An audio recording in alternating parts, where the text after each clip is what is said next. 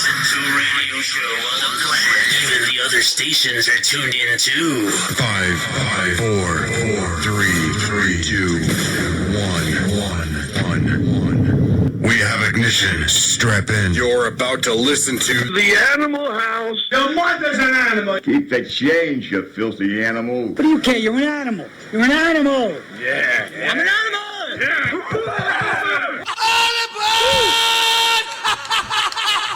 Atomic batteries to power. Turbines to speed. I feel the need for speed. The opinions expressed by the hosts, callers, and guests are not those of Hamilton Radio, Armed Forces Radio, Raw Talk Online, 102 DLG Radio Orlando, QStarFM.com, or Animal House Radio. Some of the material broadcast on Animal House Radio may not be suitable for listeners under the age of 18. Listener discretion is advised.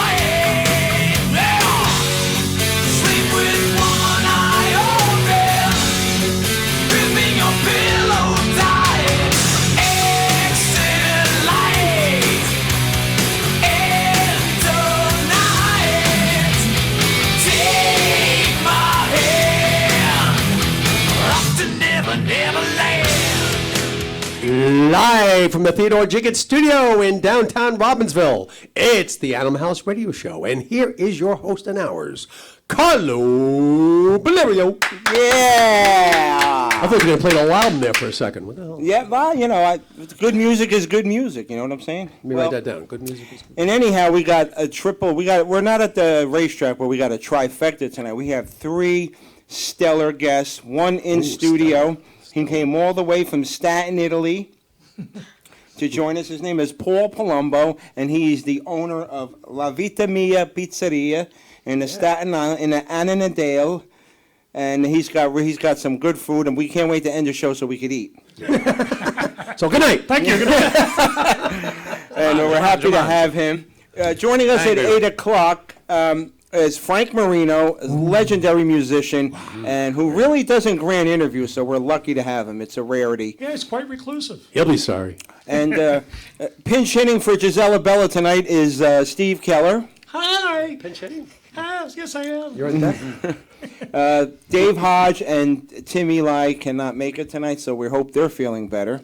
And at 9 o'clock, we have a very, very rare treat. Just like his own man, he's got a book out, and he's lived the life, and he's going to tell us all about it. Richard Pryor Jr. will be joining us at 9 o'clock, so that's going to be great. So let's kick it right over to our in-studio guest, Paul. Thank you for coming. Oh, thank you for having me here. I haven't had you yet. Maybe after the show you might, you know. Hey, listen, if we'll see what happens. Staten Island, home of the best pizza. The best pizza you're going to find is in Staten Island. It's true. I promise you this one. I had pizza in a bowling alley at Blue Pizza waiting from down here. It's still better than the pizza from down here. Even in the bowling alley is a good one, especially if you have a couple of beer, you have a couple of pizzas, even better. Yeah. I want to ask you, Paul, I have to ask you a personal question. Sure. Do you say sauce or gravy? I never say gravy. Thank Gravy you. is only Thank for you. Thanksgiving. Thank you. No, That settles that argument. I agree with you. Technically, that is correct, but it's just a slang that developed over the years. I don't know how or It's a why. bad slang. you know. Now, gravy goes on turkey. It's still delicious. Yes. No, he's a go on turkey. He's right. No pour. You can't say gravy is gonna go on the pasta. Pasta is a sauce. Gravy is a gravy. Gravy Thank for you. roast beef, for turkey. And You know what? I feel vindicated. No, listen. When you were growing up, did a lot of people say gravy? No, Anybody who say gravy is not come in my house. No. that's a regional thing. I think it's mostly North Jersey that said that. I think so. A lot of people they say gravy. Mine is always a sauce. For me, it's a sauce. Yeah, me too. I grew up in Long Island. It was always You know sauce. what's funny? It was Joe sauce. Causey, my friend Joe, he has the radio show, and he did you know the song "In the Navy" by Village Village People. People. He started thinking making gravy. He did a whole parody on that song. It was so funny. I got to find that on YouTube. It's a Thanksgiving song. It's Listen, definitely Thanksgiving. I think it's however the way the person who makes it wants to make it. If they want to call it a gravy, they call it. Isn't the consistency though the No, difference? a meat sauce is a meat sauce. These are two different things. You got the sauce is no gravy. Yes, you have a meat inside, but it's still sauce. It's sauce. Maybe it looks like a gravy, but it's not gravy. You have all different It's kinds made of from sauce. You have tomato sauce. Pomodoro sauce, you have marinara sauce, you have meat sauce, Sure. you have vodka sauce. They're all sauces. They're not But isn't called that like- vodka gravy. Red Right. sauce, brown gravy. Yeah. Thank Okay, you. so There there you we go. go. Exactly. You can't call a vodka. Exactly like you say. You can't call a vodka gravy. You're gonna call. Right, Are you gonna doesn't call make a any sense. bolognese gravy? It's Right. not gravy. Exactly. Well, we solved two mysteries. We found out who brought the chicken, and is it sauce or gravy? Yes, yes. So, Paul, how long you been in business doing? Me personally, all right, I'll lose the accent for a few minutes. Okay. All right. I know He started as an I know embryo. everybody Coming out loves of that. character, okay. I know everybody loves the accent. He was cooking as an embryo. I've been doing the accents forever. It gets crazy when you start working as long as I have for it's 29 years now. Oh wow! All in Staten Island, or? No, born and raised in Brooklyn. There you go. I worked for various places. I did movie films for a long time. Oh, you did craft services? Yep, did Oh, craft wow. services, cooked for the crew. But they were cast. happy, I bet. Oh my God, it was a fun time. But you know, it's great when you're 20 years old and you know you could do the 22 hours, 20-hour Yeah. days. You know, as you get older, it's harder Yeah, to do. right. Yeah. But it's a real fun business. And I worked in pork stores when I was younger, and you know you learn from a lot from the old folks, and and a lot of just watching grandma, and actually a lot from my father too. So. They were in the business, or they just knew? No, Cook. They just gotta cook. my father actually, when he came here from Italy, worked for McCally's Terrace. Oh, I remember that. Yeah, Yeah, that was way a back when. catering place, right? Yep. Yes, yes. And he's great in the kitchen, and you know, and I just kind of picked up on it. Something I wanted to do from when I was a kid. So Oh, wow. I stayed with it, and yeah, it's something I love to do. I enjoy going to work every single day and, That's good. and prepping stuff for people, and it's awesome. It's You great do feeling. something you have a passion for. That's what life's about. Absolutely. Oh yeah. You know what it is, Paul? You know what I'm saying? And I watched you do the videos. You know what I'm saying? You get involved with everybody. You're not just, okay, here's a slice, give me the money, goodbye. You know what I'm saying? You at least, you're friendly. Everybody knows you. You know everybody by name. You know, I think that's a lost art as far as, you know, being Mom and pop business, man. That's what it's about. And exactly, it's a huge plus. People come in the store, and I always want to know what their names are. I want to know, you know, where if they're from around the area. You want to get to know the people, you know, in your community, and you want to be able to, you know, to give them the best experience that they're going to have. You know, it's not just coming here. Oh, let me just get a slice. No, hey, what do you got today? You know, I made this, I did this, or you know, I prepped something different. And you know, sometimes we get crazy and we go in the kitchen and we start prepping, you know, stuff that you don't normally do, like a chicken franchise calzone. It's like the old neighborhood. Oh, it's my like God. neighborhood. It's like neighborhood Italian deli. That's what it was. That's what it was. That just the sound of that, because growing up in North Jersey, I worked in a lot of pizzeria. I used to work at the Finish Line in Newark, and I worked for Calandra's Pizzeria. And I never really got into doing it, but I enjoyed it while I did it. But we used to come up with, like, we used to make, see, when I live down in Toms River now by the Jersey Shore, and it's like being in Alabama. You know, there's a couple of good Right, places. of course, off that area. Okay, South Jersey, off our list. No, you know what it is? There's a couple of good places. There is a couple of good places. But up north, with like you just mentioned chicken franchise. I used to be able to order a chicken franchise sandwich with fresh mozzarella on it. Now today they're like, oh, we can't do that. How could you tell? They can do it. They charge you a lot for it. I don't care. It's worth the price. You know. It's the process of everything. You know, it's easy. Pizzerias nowadays, it's easy. You go on a list and you say, okay, give me a case of mozzarella sticks, give me a case of this, chicken wings, or whatever it may be. Right. Everything I do is still old school. I still wake up every morning, make fresh mozzarella. I make the dough by hand. I have a machine. I don't even use the machine for dough. wow. So I make 20 pounds, 30 pounds of dough at a shot. The fresh mozzarella and prepping all our products. Our mozzarella sticks we don't buy frozen. Oh, you make it Everything, yourself? We make them ourselves. Wow. Listen, we use mozzarella for the pizza, so why Right. not use it for That's the cool. mozzarella sticks? What do you process, use? yeah. What kind of? I use a mix of Grande and Rico, one of our purveyors. Mostly Grande. I mean, Grande Grande is cheese good. is a fantastic. Years ago, they cheese used to, company. the place they used to use Polio Blue, Oh my God. but they said it was too oily. Back then, yeah, it was. Now they have Polio Gold, which I have tried before for the fresh mozzarella, and the fresh mozzarella brand itself is actually it is oily. I did a private party at a house, and the guy made mozzarella. I never knew that. I always thought it came like that, and I saw the guy doing it. It's liquid. All of a sudden, it's like a lump of. I know it was amazing to watch. It's the greatest. It's the greatest thing ever. Don't get me wrong. I mean, you have to. It's years of putting your hands in boiling hot water. Right. But let me tell you something. When you're making those little bocconcini, which Yeah. I actually brought you today as well. Oh. When you're wrapping those little knots and you throw them in the water and you wait 2 or 3 seconds where they just get slightly warm and you pop that in your mouth first thing in the morning. There's no better breakfast. Forget about Cheerios. Yeah. Cereals don't exist. All right, show's over.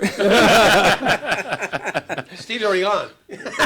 We lost one. He went to eat already. Yeah. With the Sicilian, is it 2 doughs in one? Because that's how we used to do it back in the day. And then they used to make, I don't know if you do this, but they used to make shells. Yeah.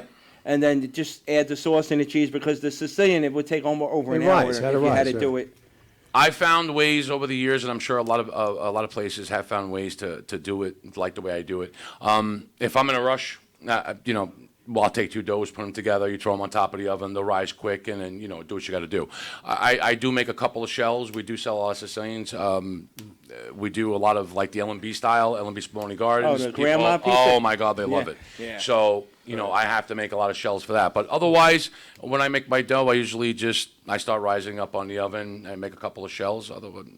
If not, then it's just like real quick, 2 doughs together, throw it on top of the oven, throw it in the oven. And You know what's happening right now? All our listeners are getting hungry. All the soldiers overseas going, They "Where's came our to food?" the right place. Don't worry, there's plenty of food. Whoever you left in charge of the store is cursing you out. I can't handle it no more. Soldiers are getting spam, and we're talking about Italian food. When a customer comes into your store, what is your signature dish that you would want them to try? Like, with your favorite that you? Oh my God, there's so many. Definitely a chicken franchise. It's something that I took on. It's like a thing for me. I can't just say, okay, all right, I'm going to take some lemon juice and just throw it in there. All right, throw some parsley flakes and just throw it in the fryer and throw it in the hero and say, okay, here you go. No, there's a whole process. Right. I got to sit there, I got to cut the chicken, got to pound it. Then you got to put the flour, you got to put the egg, then you got to Flour put and pan egg, yeah. saute it. Then hold on, now you got to wait. Then it's got to cool down. Then you got to make the sauce. Then you got to put it in the sauce. Then you got to put the mozzarella. It's a whole process. Right. Yeah. And you know what? I tell everybody, wait the 15 minutes. I'm telling you, it's worth it. Yeah, Oh, definitely. I've had some bad chicken franchise where you go to bite into that chicken and it's like, oh my God. Lori and I went to a fancy restaurant in New York a long time ago. She was doing buying for her store. 1407, it's called. We both had chicken franchise. We didn't make it to the end of the meal. We both running to the bathroom. We got bad chicken. Wow. This is a fancy restaurant, and it was like, it was horrible. Well, there's a lot of things going on with the chicken right now.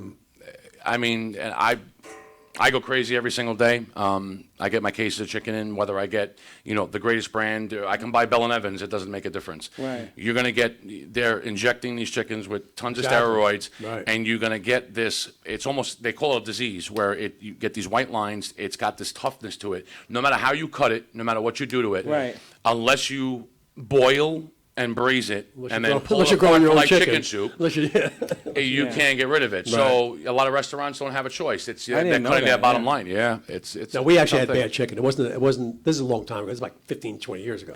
But it was just a bad chicken. We knew as soon as we ate it. Paul does a Christmas Eve party every year, and he has it. He has food brought in, and I turned out that the place he was using was actually a friend of mine, and I got hooked on it. They had tortellini in the vodka sauce. I went crazy for that. I haven't, because up north the place I worked at in north. This guy got really creative. He had gavadil and pot cheese with the marinade and the tortellini and chicken Alfredo. I'm not going to make it to the end of the show. Tortellini, chicken and broccoli with gavadils, and it was just, oh my God.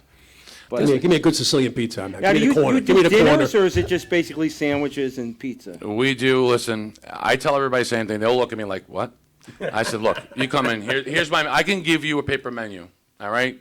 If I have the product and you want something, even if it's people not on the come in, menu. ask me for Vasted. If they want Vasted, okay, I'll make a phone call tomorrow. You get Vasted. Yeah. That's the way it is. But people will come in. They'll ask me, can you make this? It's not on the menu. No problem. As long as I have the product, Yeah, I'll make you whatever you want. I mean, I just try to cater to everybody, make everybody happy. See, not a lot of people do that no more. That's like I said, that's a lost art. That's why you're successful. Well, I was just going to say that. That's the difference in everything. You can't beat the mom and pop stuff. Everything's so corporate these days, and chains and all this stuff, and people still want the mom and pop place. Well, I'm sure you guys grew up the same way I did. I had my grandmother and my aunts in the kitchen, and you would come home, and they're like, "Oh, come on, you want to eat?" Okay. Right. So you sit down, and it wasn't just like, okay, they give you a piece of chicken cutlet. No. They gave you a frittata, a piece of chicken cutlet, then you had cream parmesan, then you had broccoli rub, then you had orecchiette, and by the time you were done, hold on, we're not done yet. Yeah. Now we're going to give you the half a hero. Yeah. That was just the appetizer. Oh my God! It doesn't end. So you went into a house, and we were a big family. So Right.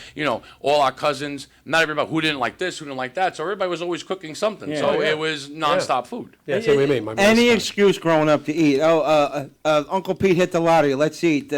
Rosie across the street fell down the stairs. Oh, let's make her. Jimmy something. got out of jail. It didn't matter. You had to say jail, right, Paul?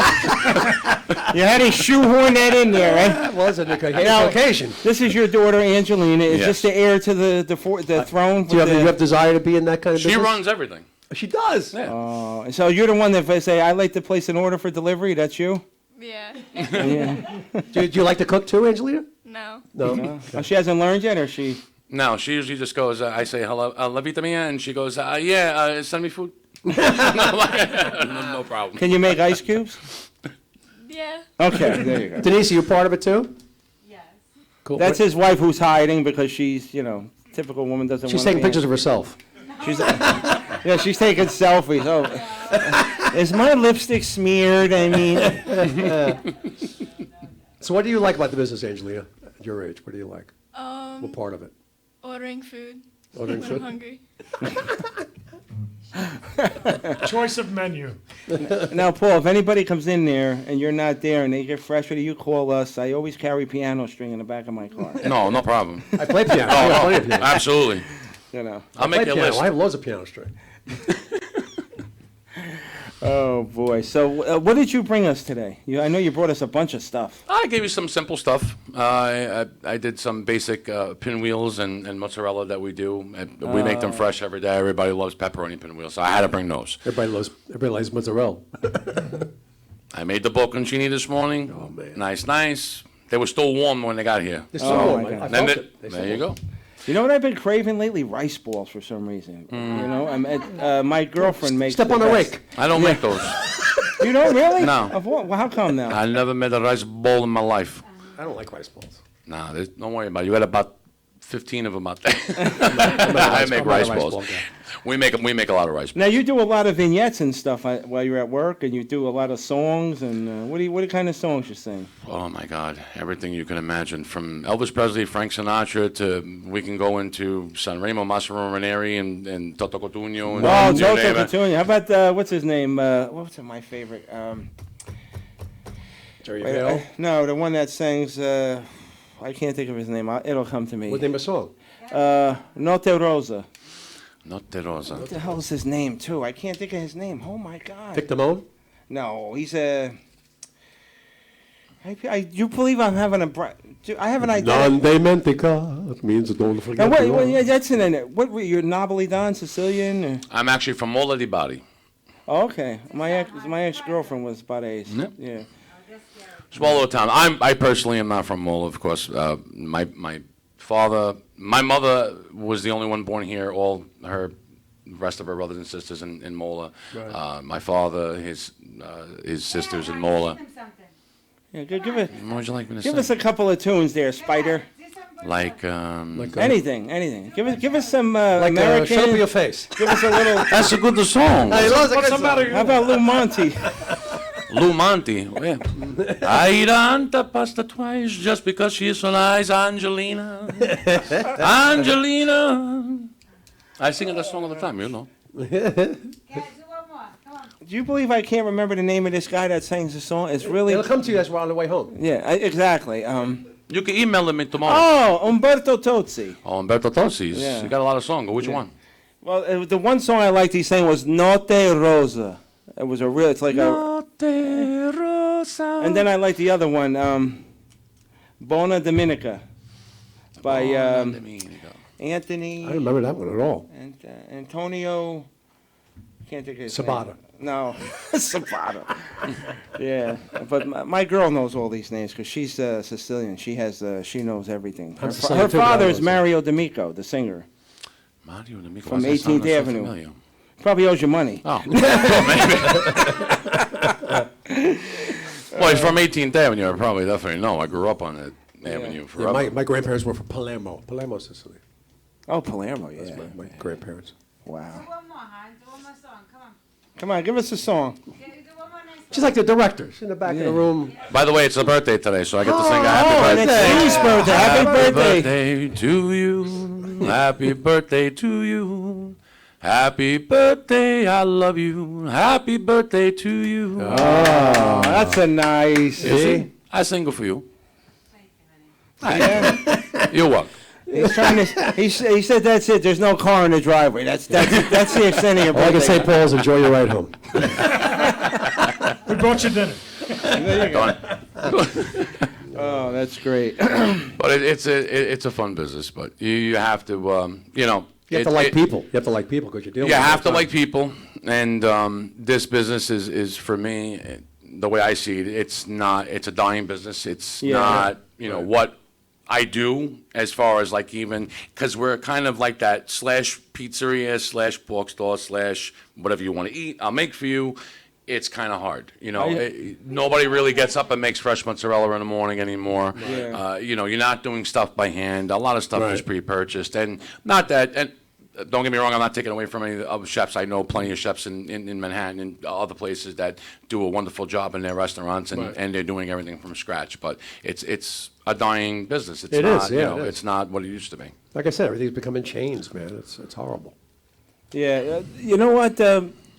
I noticed, and it's nothing against people, but they don't want that quality anymore. They just want it like they'd rather have it cheaper than. I don't know if that's that they don't want it. I think they don't know any better anymore. They're being trained. Well, you could give them being trained to frozen have everything chicken and throw it same. in a sub bread and delete it, and they don't care as long as it's because.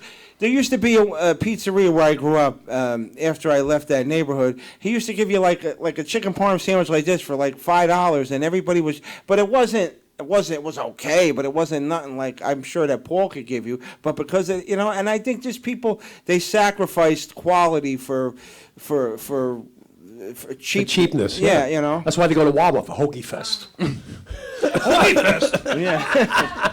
But you know what it's come down to is that also the generation has changed. I'm sure you're aware. You got the Grubhubs and you got the DoorDash and the Uber right. Eats and this and that. Yeah, Ruben By the way, does I that. don't know the last time I spoke to a customer. Right. They don't call. Everything's online, and if God forbid there's something It's on so there impersonal. that like Yeah. if you want an panini or a wrap and you go to call their phone number and nobody answers the phone.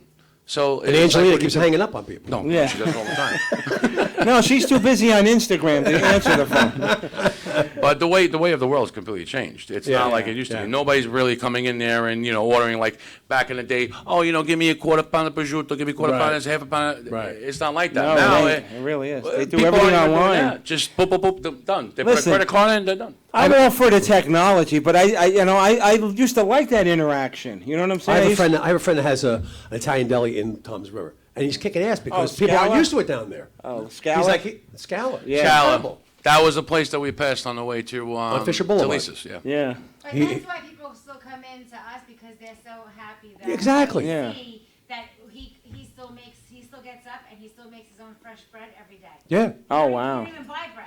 We still make our own fresh bread, his own paninis and rolls. Oh, wow. That's a big difference. I haven't heard It's a that. big We never. difference. I used to always order bread from either. No, you don't even order No. bread. I'm like, sometimes I'm like, really? Like, sometimes I'm like, you're annoying. Hey, you know what? I feel like, I mean, I laugh. I'm so thankful that he does it, but I'm like. It's a lot of work. Yeah, Like we see you like complain said, on you're December passion for it. 25th. Listen, I get up 4:30, 5 o'clock in the morning, and I'm already making bread for the day. See, I'm going to sleep at that time. I can give you a wake-up call. Oh, listen, please do. I don't hear my alarm anymore. But listen, you can't beat that. You get fresh bread out of the oven. You're doing your own heroes. You're doing your own paninis. Everybody loves it. Yeah. It's great stuff. Like I said, it's just one. It's one of those things that are just dying out, and Yeah. it's a great thing to continue doing, and I'm going to continue to do it. It's another thing I miss in New York, too. I used to go to 4:30, go to a bagel place, and get hot bagels in the morning. Here, they closed at 12 o'clock.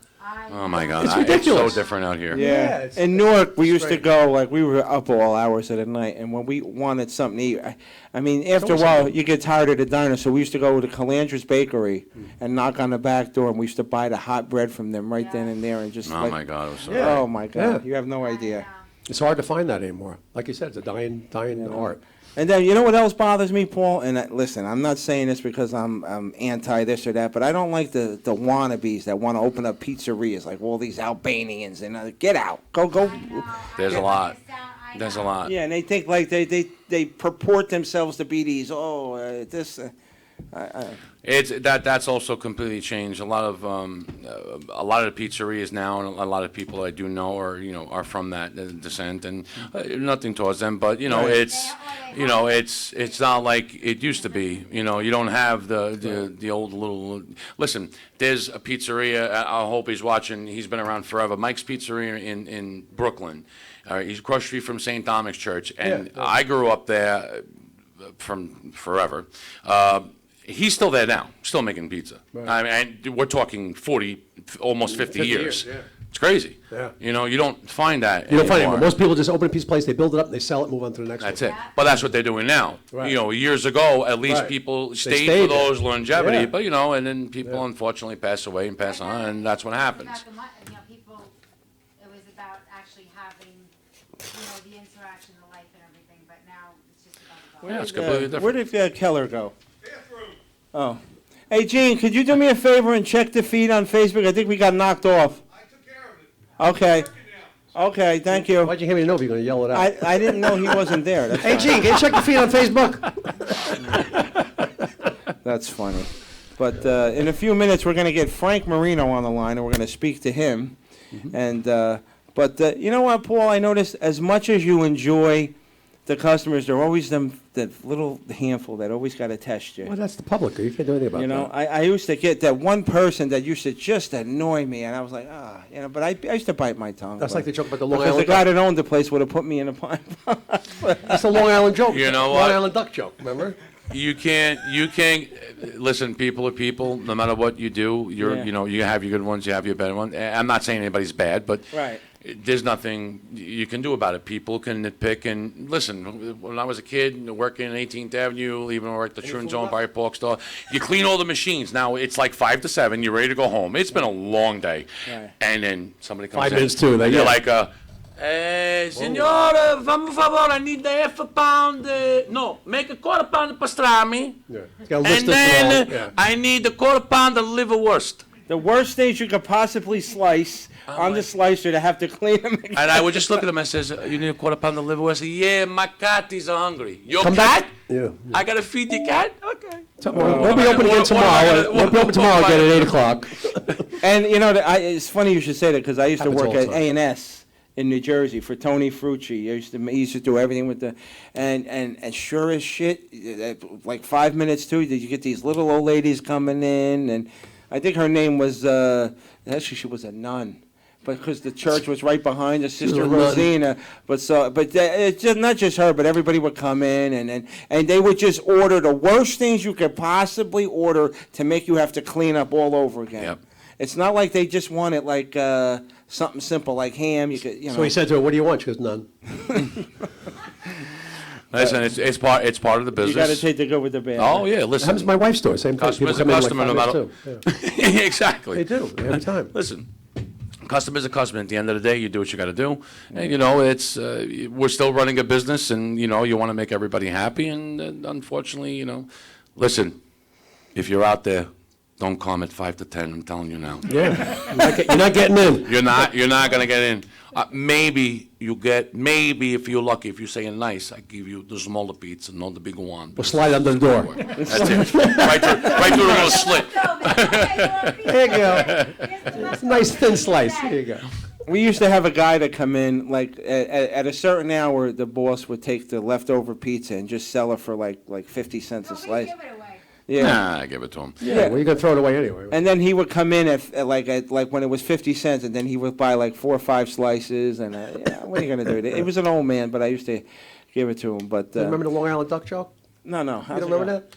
Woman goes to the butcher and goes, I like a Long Island duck. The guy just moved in, just got there this last week. And I have a Long Island duck. The guy goes, comes back, brings the duck. She sticks a thumb up the ass. That's not a Long Island duck. That's from Connecticut. Okay, he goes back in the back, comes back another 10 minutes later. Comes on, she stuck the thumb up it. No, that's not a Long Island duck. This one's from Massachusetts. He goes, oh my God. He goes back. He's in there for like half an hour, comes back out. That's a Long Island duck. He goes, oh my God. And she goes, you're new here. He goes, yeah, where are you from? He drops his pants. He goes, you tell me, you're the expert. So, Paul, you're going to hang out. You're not leaving, right? I'm not going to stay for the whole show. We're going to, right now, Gene, I need you to get Frank Marino on the show. Oh. And I'm going to let Killer Keller, I'll do the intro, and then Killer Keller's going to quarterback this because this is his birthday treat. What's a pitch hitter and a quarterback? That's right. Happy birthday to us. Hello. Oh, happy birthday to you, too. Hi, Frank. Hey there. Hey! All right, everybody, joining us now at 8 o'clock is this guy's a legendary musician, and we're very honored to have him on, especially all of you guys listening, guys and gals listening on American Voices Network. Please welcome for the first time, and hopefully not the last after the interview, Mr. Frank Marino. Yeah! How you doing, everybody? How you doing? Thanks for calling. Thank you for calling in. Absolutely. Frank, joining me today is the front man for a legendary band called RIP, and if you ever need them to open for you, they're available. And he's also co-hosting with me tonight. His name is Steve Keller, and he's a huge fan, and he was so excited. It's his birthday today, so we're treating him with the interview. Well, happy birthday there, and you know what? The amount of time I've been out of the public eye, I might open for you, so don't worry too much. I'm sure we could do something. I tell you, Frank, it's great that you got the new DVD collection coming out. They're already shipping, I hear, right? Yeah, I'm really having a hard time hearing the back voices there. I just heard the main one. All right, Frank, you got that? Yeah, got you. All right. I was saying, I hear the DVD set that you just put out with the book.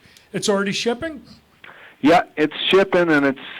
I gotta tell you, I'm really kind of grateful because it's actually doing a lot better than I thought it would. It's a great album, it's early. We'll see what happens, but I'm really happy. It took a long time to do, and a lot of people thought I'd never actually get it done because when I promised to fix it. That was 8 years ago. Wow. I knew it was a couple of years, but 8? I kept my promise and I got it done, so here it is, What's finally. the story? You recorded a show, right? It's a 6-hour show? Yeah, it's more. It was actually 12 hours, but actually, if you take it, it was 12 hours one day and 7 hours the night before, so it was actually longer than that. Wow. But there's a little bit of an explanation there. There's also a book in the like a real book in the package that sort of explains it. But I'll give you the quick and dirty TV guide description. Basically, what happened was I'm probably one of the very few musicians who, and I don't like to call myself an artist, guys. I'm a musician. I'm one of the few musicians who have been around for a really long, long time, but haven't really gone the route of video. Right. Most of what I had done ever was pretty much audio, and there's video of me, but it's because I did a TV show or somebody, filmed something, that I had really nothing to do with, but right. Or the Cal Jam, for instance. That's where I saw But you I'd never really been a proponent of putting music to picture, like rock music and picture. Right. Basically, because I find that when you do that, it's rather like, I kind of think it's like when you say you liked a book better than a movie, it's not because the book was longer or had more details, but it's because when a person reads a book, they get to use their imagination, so they actually participate in the author's story, like he describes stuff, but they get to imagine what it looks like.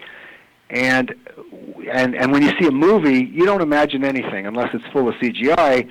You see it. You're pretty much an observer. It's kind of detached. So I found when I was growing up, when we listened to music, all we had was an album cover, and I'm sure some of you are close to my age, and we're taking out the album cover and staring at it while you listen to the I miss those to days. the record, probably on some kind of mind-bending trip, and you end up imagining things like, wow, that sounds cool. I hadn't noticed that before. Did they record it at night? Did they, I heard laughing in the background. So you kind of got to use your imagination with music, and I find that that's why people listen to music over and over.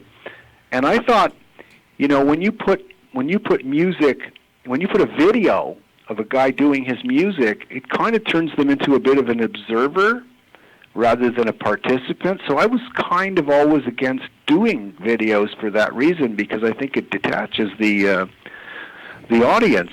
But anyway, that being said, everybody in the business had been telling me for 10, 15 years, like, why are you the only guy that's not doing a video? First of all, people like your live show more than they like your records. So you should do a video. Right. And they basically talked me into it. And I said, okay, I'll tell you what, because this was the crew that used to do a lot of stuff for Bruce Springsteen, and they said, Frank, you got to do this, and if you're not going to do it, we're going to come and do it for you. And that's basically, that literally happened. Like, we're going to show up and do it for you, if you don't like, whether you like it or not. It just got to that point after that many years, and I said, look, I'm really, it's nice and everything, but anyway, they did show up. So I basically said, if you guys are going to do this, then I'll tell you what I'll do. Let's do like 2 days. Let's book the hall for the night before. Right. Let's invite the crowd in. Let them come in. We'll do our sound check and we'll fool around. We'll play a bunch of jams and stuff, getting it all ready. And then the next day, we'll start at like noon or 1, and we'll just play all day long till midnight. And I'll do as many tracks as I can, because I only want to do this once. It's kind of like that Bugs Bunny cartoon. I only do it once. Yeah. So we did. Right. And it was a great day. These guys did a great job filming it, and everything was fine. Everyone had fun. It was like kind of a trippy thing. It wasn't like a show where we, talk the crowd in the way as if they're at a show. It was like a big sort of, hello, how are you? We did a lot of talking and stuff. Oh. And then at the end, they turned around, they handed this to me as a gift. And it was like, wow, okay. So I was so amazed that all these great people did this. Lighting director from AC/DC came in, and I had a director come in from England, and they just brought all this stuff there that I really had nothing to do with. And so I just did my best to play as many of my tunes as I could, and I did a lot. I wanted to do a lot of tunes that my band had never even really played live throughout its career. I said, well, let's do all these other tunes that we never really did live. Right. Oh, and we did. So it was a big fun day, and when it was all over, they handed it to me, and I went home. It was Christmas time, and I was just really thankful. And then I found out that there was a technical problem where we had this 12 hours of music and basically had no drums. So that's what took 8 years. So it was unplugged. So it was like, okay, well, we had drums, but they were just like click, click, click, click, click, click, click. There was a problem with the converters, and no one had noticed. And so for such a big thing like that these guys had put up so much of their time and their money and their effort, and the fans had wanted to see this, and here I was faced with either saying just throw it away or fix it. Right. And I knew I could fix it because I've edited stuff before and made it, brought it back to life. It's basically forensic editing. It's bringing out what is not there. Right. Right. But it's painstaking. And it's literally beat by beat and note by note. Imagine cleaning every blade of grass on your lawn one by one and replanting it. Oh, my God. That's not work. And so that took me a long, long time. But I was extremely determined to not just turn around and say, oh, you know what, it didn't work, and so what, I'm going to move on to other things. And I just dedicated myself to that out of gratitude. And it's a gratitude to the people that did it. It's a gratitude to God for giving me the thing in the first place. And And I just was so determined to fix it that the years went by, and I spent nothing but time doing that, and now it's done, and I've put it out, and I have no idea what I'm going to do next. I'll tell you, Frank, the song Stories of a Hero, that song is crying for a video. Oh, yeah. Yeah, and it's on there. It's on there, Yeah. okay? So, like, we got 58 tracks on it. Yeah. I swear, if my songs weren't all 20-minute tunes like they usually are, I probably would have, 258 tracks. But we play long shows, and we jam. Every time we do a song, it's a little different than the last time. So Right. I couldn't get everything in there, but I got what we could. We took 2 short breaks. And then I pared it down because I thought, who's going to want to sit there and watch, all of these hours and listen and watch us talk? So I pared it down to was effectively 6 solid hours of music. Right. Yeah. So if you begin watching it, you're going to get 6 solid hours of music without, all the other stuff. And I said, let's give it to the people like that, and maybe one day we can put out the other day Right. from the sound check or something, if that ever happens in the future. There's no real plan to do it, but Right. that's basically what I wanted to do, and it's done now, and I really am saying to myself, okay, what do I do now? Frank, this is Carl. I have a question for you. You influenced like a who's who of people, and rightly so, because you're an amazing. I know you don't like the term artist, musician, but people have referenced you or likened you to Jimi Hendrix, and I know. I think that you really didn't care for that, but you don't do anything to dispel that because you still have some things that you do that are reminiscent of him. I was just wondering why. Well, we even have 4 tunes on this that are Jimi Hendrix tunes out of the 58. Right. But here's the way I see it. I mean, some of you, I don't know how old you guys are, but some of you might have been around in the 60s like I was. Yep. And in those days, people didn't think about that kind of stuff. Right. My roots are basically you play what makes you happy to play. So sometimes you might do a song by somebody else, and sometimes you might do your own, and sometimes you might do a song by somebody else that wrote it that's a friend of yours. Right. It's just about playing and having fun doing it. It's not about selling it, or for me it was never about a career or a brand or a name. And so I was really, really shocked and surprised as a young kid. So I made my first album at 16. Same here. I was shocked when people started to freak out about that stuff because to me it's just absolutely perfectly normal. Right. And it's perfectly okay to do songs that other people did. I mean, great artists do songs written by Willie Nelson or Joni Mitchell Right, or exactly. and look at Elton John. I mean, he didn't write half his material. Yeah. And I think what happened was before the Beatles, pretty much every artist didn't write their material. Right. You're right. Exactly. Oh yeah. So whoever they were, Elvis or pretty much everybody. You got a few things from Chuck Berry, but nobody determined that you needed to be a poet as well as a player. Right. And when the Beatles came along, That changed and everything. quite honestly, with the help of George Martin, because he had a lot to do with why they became the Beatles. He was the 5th Beatle. Right? Yeah. Then all of a sudden, everybody wanted to not just be the Beatles, but they wanted to be the writer and the poet and the laureate and the wonderful thinker. Mm-hmm. Well, quite honestly, not everybody's Bob Dylan. Right. And so what you ended up having is Yeah. quite a few generational talents that really do write their music and really should write their music. Mm-hmm. But then you had a whole lot of other bands that said, oh, no, you can't really be in a band unless you're writing your music. And I always felt that sort of hurt the business because it forced people into this kind of elitist mentality that you weren't allowed to be liked unless you were like some kind of genius who was like writing and singing and playing in a triple threat. So I've always said to myself, I started life as a drummer. I became a guitar player in my teens. I'm still a drummer. And, think about drummers who play in bands. Yeah. They have whole careers playing other people's music. Right. It's okay. It's not a problem. Right. They're not writing those tunes. They're just having fun. And so my mentality is the same. If I like a Hendrix tune, I'm going to do it. If I like Cipollina and Quicksilver, I'm going to do that. If I like the Allman Brothers, I might cover one of theirs. So this is how I approach everything. but I got this reputation of being this kind of, he's a Hendrix clone. I really think that's not really fair because Hendrix isn't even my favorite guy. Right.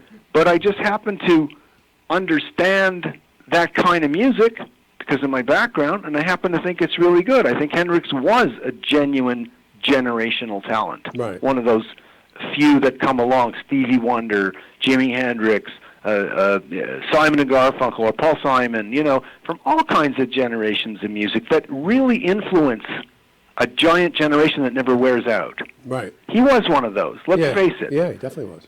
And so to be tagged with that, it started to get under my skin very early. That's why I wrote songs like Talking About a Feeling and, Leave Me Alone and all that stuff. Right. But you know what?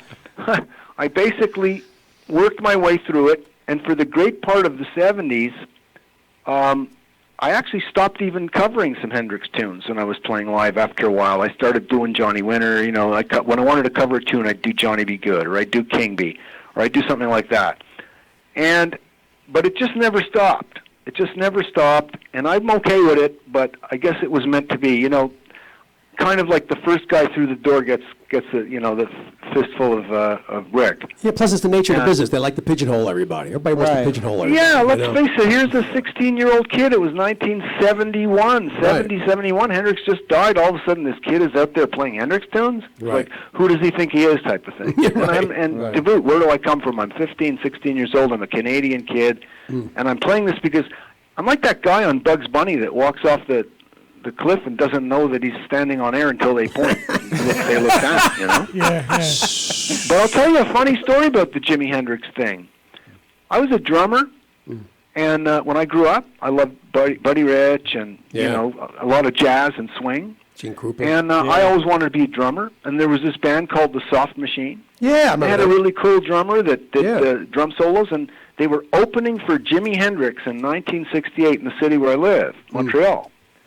So Jimi Hendrix had been on the scene for about a year. You think he came out around here around 67. Right. And I said, we're going to go see the Soft Machine and this Jimi Hendrix guy at this arena. I wanted to see the Soft Machine do their thing. I did. I thought it was fantastic. And I waited, and then afterwards the house lights were on, and this guy comes out in red. I remember this guy comes out in red pants. That's all I remember. It's like some guy with red pants and a guitar. And he proceeds to make so much loud noise. To me, it was like so loud and just it was unintelligible. So I said to my brother, who was there with me, I said, I can't hear the drummer, this guy Mitch Mitchell. I can't hear him. I'm going to go home. Oh, no. So I left. Oh, God. And I was about the only guy that left. So I remember when I was leaving passing the concession stands, I said, where's everybody? Like, I could have just walked up and taken a hot dog. But everybody was inside watching this Jimi Hendrix character. And I'm leaving.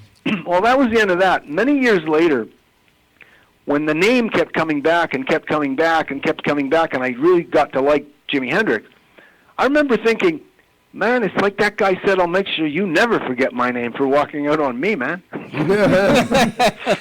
Wow. I never did. When I was a young kid, I went to Fillmore East, and I was going to see Iron Butterfly, and Led Zeppelin was playing in the country for the first time. Nobody knew who Led Zeppelin was.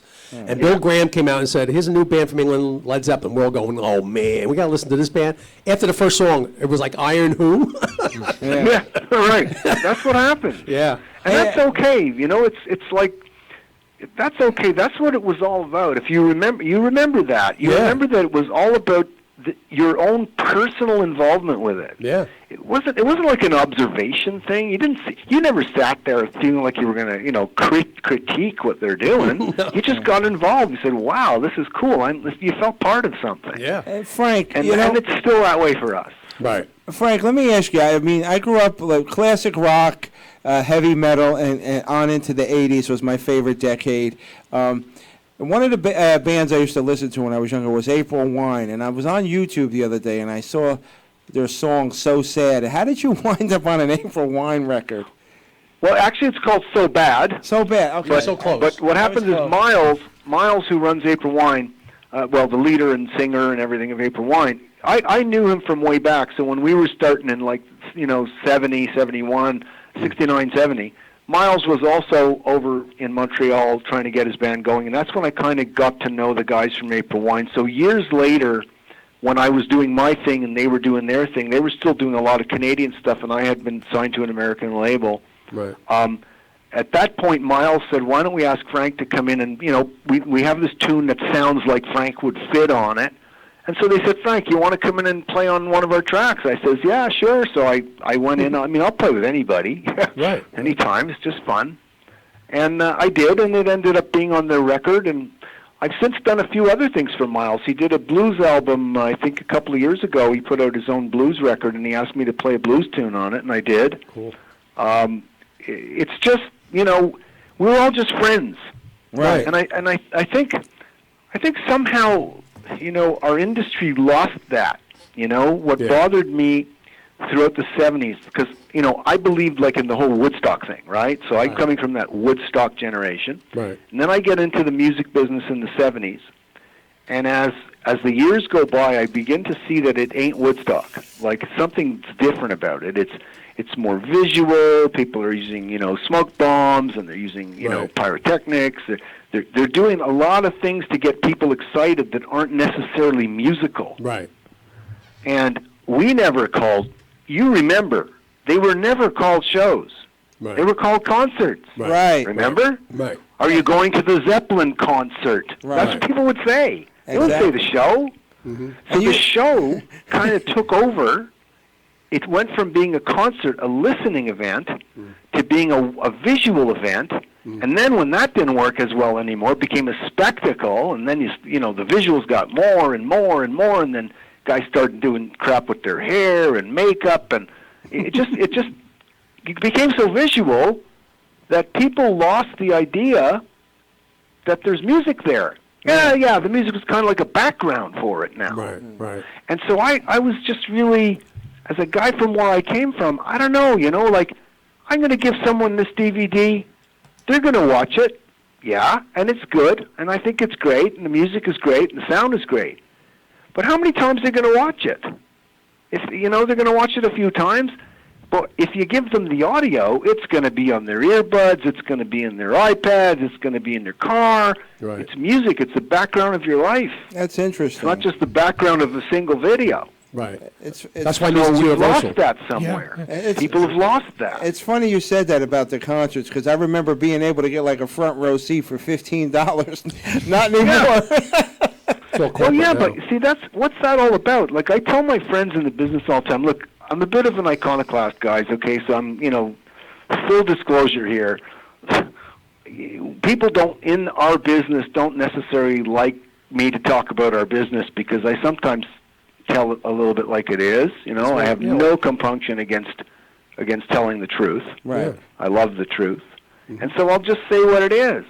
And I'm not putting anyone down, but I'm saying, sometimes the guys in our business, they act like we're curing cancer. Right. And we're not curing cancer. We're just musicians who are lucky enough to get paid for what we would do for free. Right. Exactly. Right. Exactly. It became a money Let's put it in business. perspective here. Like, we're not heroes. And if we're talented, if some of us happen to be more, as we use the word, talented, well, even less reason to be clapped for. Clapping for a talented guy is like clapping for a pretty person. Right. If you're talented, Yeah, I always like clap for pretty that people. from something else. Like, God gave you that. I've been gave known you for that that. talent. Like He gave someone looks. I've gotten a clap that's from not to pretty be people. clapped for. You clap for the guy that's doing it in spite of the fact he's not talented. I watch hockey. I'm a big hockey fan. Right. And I think Ovechkin is really talented, and Guy Lafleur was really talented, and Bobby Orr was really talented. Right. But there's no need to clap for them because they're doing what comes natural. But you want to clap for the Bob Gainey's and the guys that go into corners and work really hard to keep up with the talented guys. They The road deserve crew. the applause. The road crew. Yeah. Yeah. Frank, we're not curing cancer. We're not doctors. We're not geniuses. that brings We me. do this for free. Yeah. That brings me to a line in one of your songs. If I got it a little wrong, you can correct me. But I think it was "You're driving me crazy. You're tired and lazy, making music without no soul." Yeah, that's from my second album. Yeah, I'm thinking it's I was funny. only You're all 17 making when I money, wrote that. which is cool if that's your goal. If that's what you believe in. Right. absolutely believe in it. And you know what? People who didn't think I believed in that, let's say they thought, oh, yeah, slogan. This sounds like a slogan, right? Yeah. A new rock and I roll. think that the 50 years that I haven't changed shows I wasn't kidding. No, you're serious. Yeah. I mean, you look back, you go, look at Frank. He never made any money. He never bought. I don't even own a house. I rent. Okay, so like I never made any money. I do what I do because I do it. Now, if it obviously wasn't making me rich. You'd think if I had some kind of ulterior motive here, I'd have said, okay, guys, let's do something different. This ain't working. Well, Frank, I You don't know want what I'm to. saying? I just do what I do, man. I'm the same guy now I was when I came out of a mental hospital on acid as a 14-year-old. Hence the music And I business. Strange universe, you know? But how come? I mean, you opened shows at like in the 70s at Giant Stadium when it was new in New Jersey. Yeah. 75, 80,000 people. I know a lot of people that were there. Some did not know who you were. And you ruled that day. They still talk about that show. Journey followed you. They had a bad day, apparently. And it was Ted Nugent and Aerosmith. And you came out there And kicked ass. and opened a show, and 75,000 people still talk about it in my neighborhood. Look, I'll tell you what. I've never in my life, and I don't know why this is, I thank God for this, I've never had a show except one where the audience didn't like what we did. Right. Now, the one show that happened was actually in New York. Was it Bad Billy? At Avery Fisher Hall. Oh, that's a great venue. That was a great venue. There's a story for that because we were on tour with Queen. Right. And it was, for me, it was the tour from hell. Right. Okay, it was the worst experience of my life to do all those dates with Queen because the crew and the manager of Queen we just did everything you could imagine to make our life hell on every gig that we did. Right. And one of those gigs happened to be Avery Fisher. We're going to New York. Hey, you know, I'm a young kid. Hey, we're going to New York. Wow, you know. Right. There was two shows that night. There was an 11 o'clock or 10, 11 o'clock, and there was a 7 o'clock. At the last minute, Jack Nelson, the road manager, says, your band's going on at 7 o'clock. Right. I mean, anyone that was coming to see us, including our record company, including the agents, we just signed with all these guys, they're all supposed to come to the 11 o'clock. So here we are going out all of a sudden at 7 o'clock to an audience that's completely different than the 11 o'clock audience, and I don't have to tell you how different. Yeah. Okay? So I'm up there trying to do my thing to people who'd never expected me to be there in the first place, because I wasn't even on the marquee. And somebody throws a 9-volt battery at my head. It hits me right in the face. Were you ever ready? I knew it was a 9-volt battery because it fell right down in front of me. What the heck was that? Okay? I didn't stop. I just played my gig. Thank you very much. See you later. I felt terrible after that show. But David Krebs said to me, I mean, I really felt, oh, man, you know, if you don't do well in New York, you're dead, right? Right. He said, Frank, New York is a city within a city within a city, and 2 weeks from now you could play 3 blocks away and everyone's going to like you. Right. Right. And he was right, Yeah, because true. we did come back to New York, and I've never had a bad gig in New York since, no matter Well, where that guy sabotaged you. That's what he did. Yeah. Yeah, so that's the one gig that happened. So in answer to your question about Giant Stadium, or any stadium that I did, it's because, guys, this is not an elitist thing that I'm saying. I'm not saying this in a way that people are bullshit. Right. I don't care. Like, I'm doing what I do as honestly as I can. If they like me, that's great. If they don't like me, I can't compel them to like me. You know, like, I'm just going to be as honest as I can. It would be if I was faking that it would really bug me. Right. Oh, it didn't work. Let's do something else. But what do they mean by that? I just happen to be playing guitar. So if you stick me in front of 80,000, or you stick me at 300,000 at the Cal Jam, or you stick me in 33 people, which I've done gigs to that little, Right. I'm not going to suddenly say, "Oh, this is a drag." No, you always give 100%. Like, always give 100%. I always get mad at all my friends in the business because in between those shows you're talking about, Giant Stadium's a great example. What do I do after I finish? Do you think I go hide backstage? Right. No, I go out and I just get in the crowd, watch the bands. Right. Yeah. So guys from backstage are telling me from the other bands, what are you doing? You can't do that. I says, well, why can't I do that? That's what they did at Woodstock. Okay? Yeah. Why can't I do that? Well, people won't look up to you if they see you're just like them. I says, how is it possible that you even know that? How is it possible that you're even thinking along those lines? Well, I'm glad it didn't change you, Frank. And I was in a meeting once, guys. Are you familiar with big gigs where you have to have secondary sound towers because they're so big? Yeah. You have like a secondary towers, 1,000 feet out for the rest of the people, right? You know that happens, right? Yeah. So when you have that, I'm a bit of an analog guy. I'm an audio guy, right? Mm-hmm. So I know a lot about electronics and stuff. So I was at a meeting once where a bunch of musicians who shall remain nameless out of respect were in there with the crew, and they were planning what was going to happen at this one very major festival. And I happened to say, who's doing the sound? Is it Shoko? Is it Tyke? Who's doing it? Right. And they said so-and-so. I said, well, do they have the secondary towers? And what are they doing? How are they delaying the towers so that the sound arrives at the same time? Because when you do that, the sound has to get from the stage to the second tower, and that sound has to be delayed so it's in phase when it goes to the next people. Otherwise, you'd have no bass. Right. Okay? So I start asking that question, and a bunch of musicians get up and go, you're always talking about the sound. It's only music. What the hell do you need to sound? I was like dumbfounded. I looked over and I said, what the heck do you think you're selling to people? You think they even see you from 50,000 rows out? That's even with binoculars? What are you selling to people if it's not sound? Right. Oh, wow. Why is that so unimportant to you? They don't. And it was like, yeah. So that I said, I'm a bit of an iconoclast. A lot of guys didn't want to talk to me throughout the 70s, spent a lot of time in my dressing room, like waiting for someone to talk to me.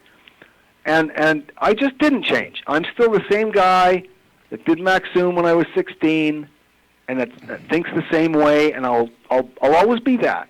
And it doesn't matter to me whether I sell records or I don't sell records or I'm relevant or I'm irrelevant. You're doing what you love to do. What does that have to do with anything, man? I'm just lucky to be here. Well, Frank, you're relevant to like every great guitar player in the world. Yeah. They credit you for what they do, whether it be Zakk Wylde or, Stevie Vai, anybody. Yeah. Well, you know what? These are musicians first. Right. They're all musicians. Believe me. I know these guys. They're not phonies. Right. They're musicians. But problem is sometimes even the best musicians, and not in their case, but in some cases, get compromised by that system. Oh, absolutely. That system tells everybody that you're only as good as what you do, that you're not who you are, you're what you do. Now, I'm not a hyphenated guy. Right. I'm not Frank Marino, the guitar player. Right. A man is who he is. A man isn't what he does. Right. So I'm Frank Marino. Oh, I happen to play guitar, by the way. I also play drums, and guess what? I even cook pizza. We got an in-studio chef from Staten Island, and he makes the best pizza around. He'll even ship it to Montreal if you want. Absolutely. Because I know there's a place in New Haven I want to go called Sally's. I saw it on Google, online. I saw the pizza. It looked like my grandmother's pizza. I says, I got to go down there and have that pizza. It looks like mine. It's not as good as New York's. Keep driving south. Yeah. Gotta go to New York for good pizza. Yeah, but other than that, we're all musicians. And really, at the end of the day, look at Slash right now, okay? So Slash, he goes out now. He doesn't, he's got some money. He doesn't have to be, Guns N' Roses or whatever. He just does what he wants. So now he can actually get on stage and get off into his zone and play. Right? That's what happens. He can play. Brian May came up to me when we were doing the Queen gigs. Right. Brian May said something to me at a sound check one day. They were actually having the sound check, but my pedals were on stage because I had a lot of pedals. And he came up to me and he said, man, I wish we could do all the jamming and stuff that you guys do. It just looks like so much fun. Right. And I was incredulous. I said to him, well, why don't you? And he goes, oh, no, this, we have to do everything a certain way. It has to be the lighting. Everything has to be done. It's like scripted, Right. Yeah, he didn't use the word scripted, but he was describing scripted. Sure. The songs and I felt bad for the guy because I'm convinced that even if you looked at a band that sometimes you hear your friends say, oh, they're a bunch of these or they're a bunch of posers. You've heard those words before, right? Friends have said it. Oh, they're posers. They got weird hair or whatever. I'll bet you if you know that guy before he does all that, he's just like me. Yep. He's just a kid who wanted to play music, but he got afraid to take a risk to be himself, and he figured, I can't take that risk. I got to do what the business says. And they're always telling themselves, later on, I'll do what I want. Right. There's a name for that. I ain't got no It's called time for later on because, my friend, every day you live is the only day you live. Because when everything happens to you, it's always today. Mm-hmm. You know, when the day you die, it's today. It's not tomorrow. It better be when tomorrow. next week gets here, it's today. Not You're today. Don't living say it as that, if Frank. It's today. Frank, don't say that. I'm not dying today. We drove through a storm to get to the station to talk to you. Frank, Out of water. Frank, our show is broadcast on American Forces Network, so all the servicemen and women around the world are listening to you right now. If they want to pick up your video, where do they go? MahoganyRush.net/DVD. There you go. All right, and I recommend... MahoganyRush.net/DVD. Look, you know, the Armed Service Forces, I have to tell you something. I'm a Canadian, okay? Mm-hmm. But I spent more than a third of my life, if not half, in the USA. Right. Because, you know, let's face it, I went touring when I was 14, 15, and I toured 300 gigs a year sometimes, you know, for 10, 12 years. So I really, let's say, associate with the USA. Right. I feel like it's home to me. Canada's home to me too, but I feel like I'm an American, although I'm not an American. You know, You're a North technically. American. And I got to tell you, I'm one of those people, and it's, you know, full disclosure here.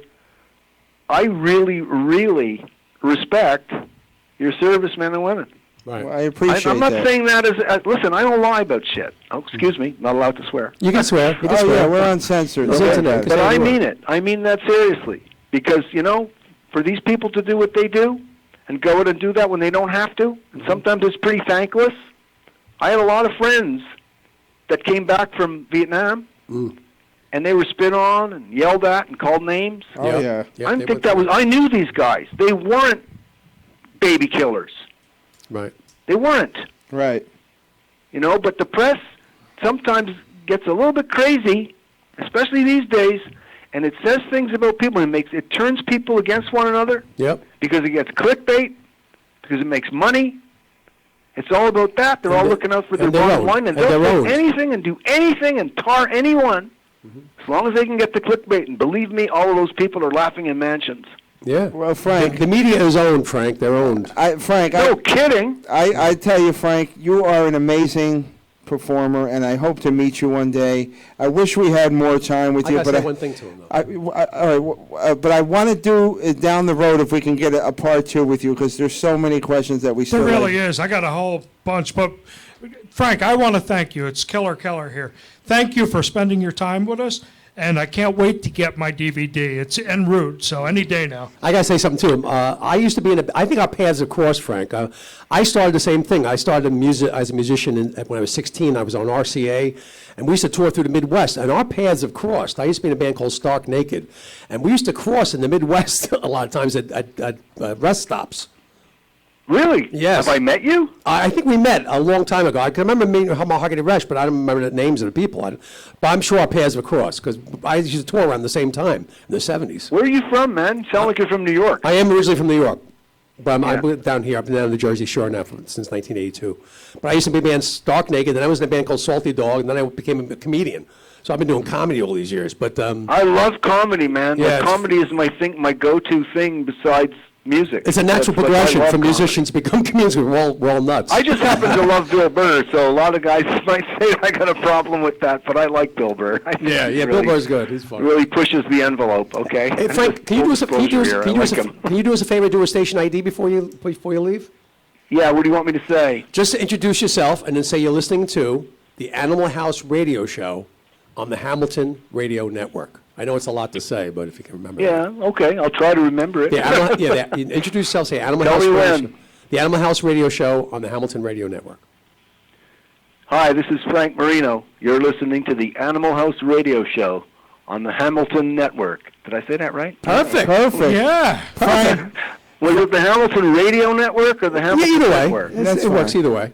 that's fine, Frank. God bless, and No, I want to say it properly. Okay. Let me do it again. Okay, do it What again. should I have said? take two. Is it the Hamilton Radio Network or the Yes, Hamilton? Hamilton Radio Network, yes. Say what? Yeah, Hamilton Radio Network. Okay. Hi, this is Frank Marino. You're listening to the Animal House Radio Show on the Hamilton Radio Network. Perfect. You sure you're not an actor? Frank, God bless. Yeah, everybody's an actor. That's it. God bless it. Continued success. And if there's anything we could do for you, just email Vincent, our producer, and he'll take care of you. And we hope to talk to you again real soon. Hope to get to meet you someday again. Let me just say this to you, okay? And this is true. This is not bull, okay? Speak to anybody that knows me. You got my phone number. You do not need an appointment to talk to me. I'm always there. Call me anytime you like. Thank you. I hope we get to meet you again someday, but not in Kansas. Talk to me one night. Hey, let's call Frank.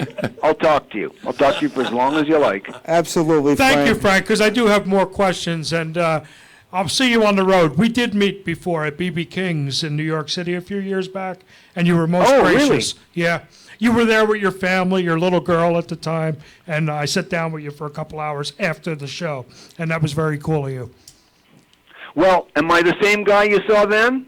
Absolutely. Very, very, very down to earth. There you go. That's all. Thank That's all you. you have to know about Frankie. We'll talk again, okay? Frank Marino, everybody. Thank you, Frank. Good night. Thank you very much. Thank you. All right. That was good stuff. So what you think, Paul? I think he's outstanding. It's a class act. Yeah, I think he's real. He's like, he tells it like it absolutely. is. He really is down to earth, and it seems to me. I mean, I'm much younger. I'm only 42, so. Yeah, you're much younger now. I have guitar strings at all. But he's been around for a long, long time. But he's played Not the for. beat. You don't have to go long. No, listen. He played for a lot of different. He said Queen. I went like, oh yeah. Yeah. played with everybody. I definitely want to Everybody. tap into if he interacted with Freddie Mercury. I doubt it. I would oppose. I guarantee you. sequestered. I guarantee you, Queen's manager didn't let him anywhere near him. Yeah. Because Like, Queen's Brian, manager was like an you said, asshole. Brian May was curious to Yeah. talk guitar because he's reined in. Right. So we just got off the air with Frank Marino of Mahogany Rush, and our in-studio guest today is Paul Palumbo from La Vita Mia Pizzeria in Staten Island. And one of the things he was telling us that he did over the years was he provided craft services. So Movies, yeah. any specific movies that we would know? What was your that you- favorite Oh one? my What was your God. favorite movie to work on? And did So anybody many. snub you? My favorite show, actually, it's not even a movie. My favorite show I ever worked on is Blue Bloods. Oh, Blue Bloods. okay. Wait a minute, that was your craft services? I did that. I was extra a bunch of times. We originally started the company that I worked for is no longer around, but we started I think the first pilot. So I'm going to say 4 seasons or 5 seasons, and they really are fantastic. That food they got on the table fantastic. now is scumbaria. We got to get you back in there. Scumadil. How do you spell Listen, it's Secret word. that's a special word. It's a very hard. He's not even a dictionary. It's a very hard. that? to I say looked this it up. word. It goes, ask Carlo. It says, ask Carlo.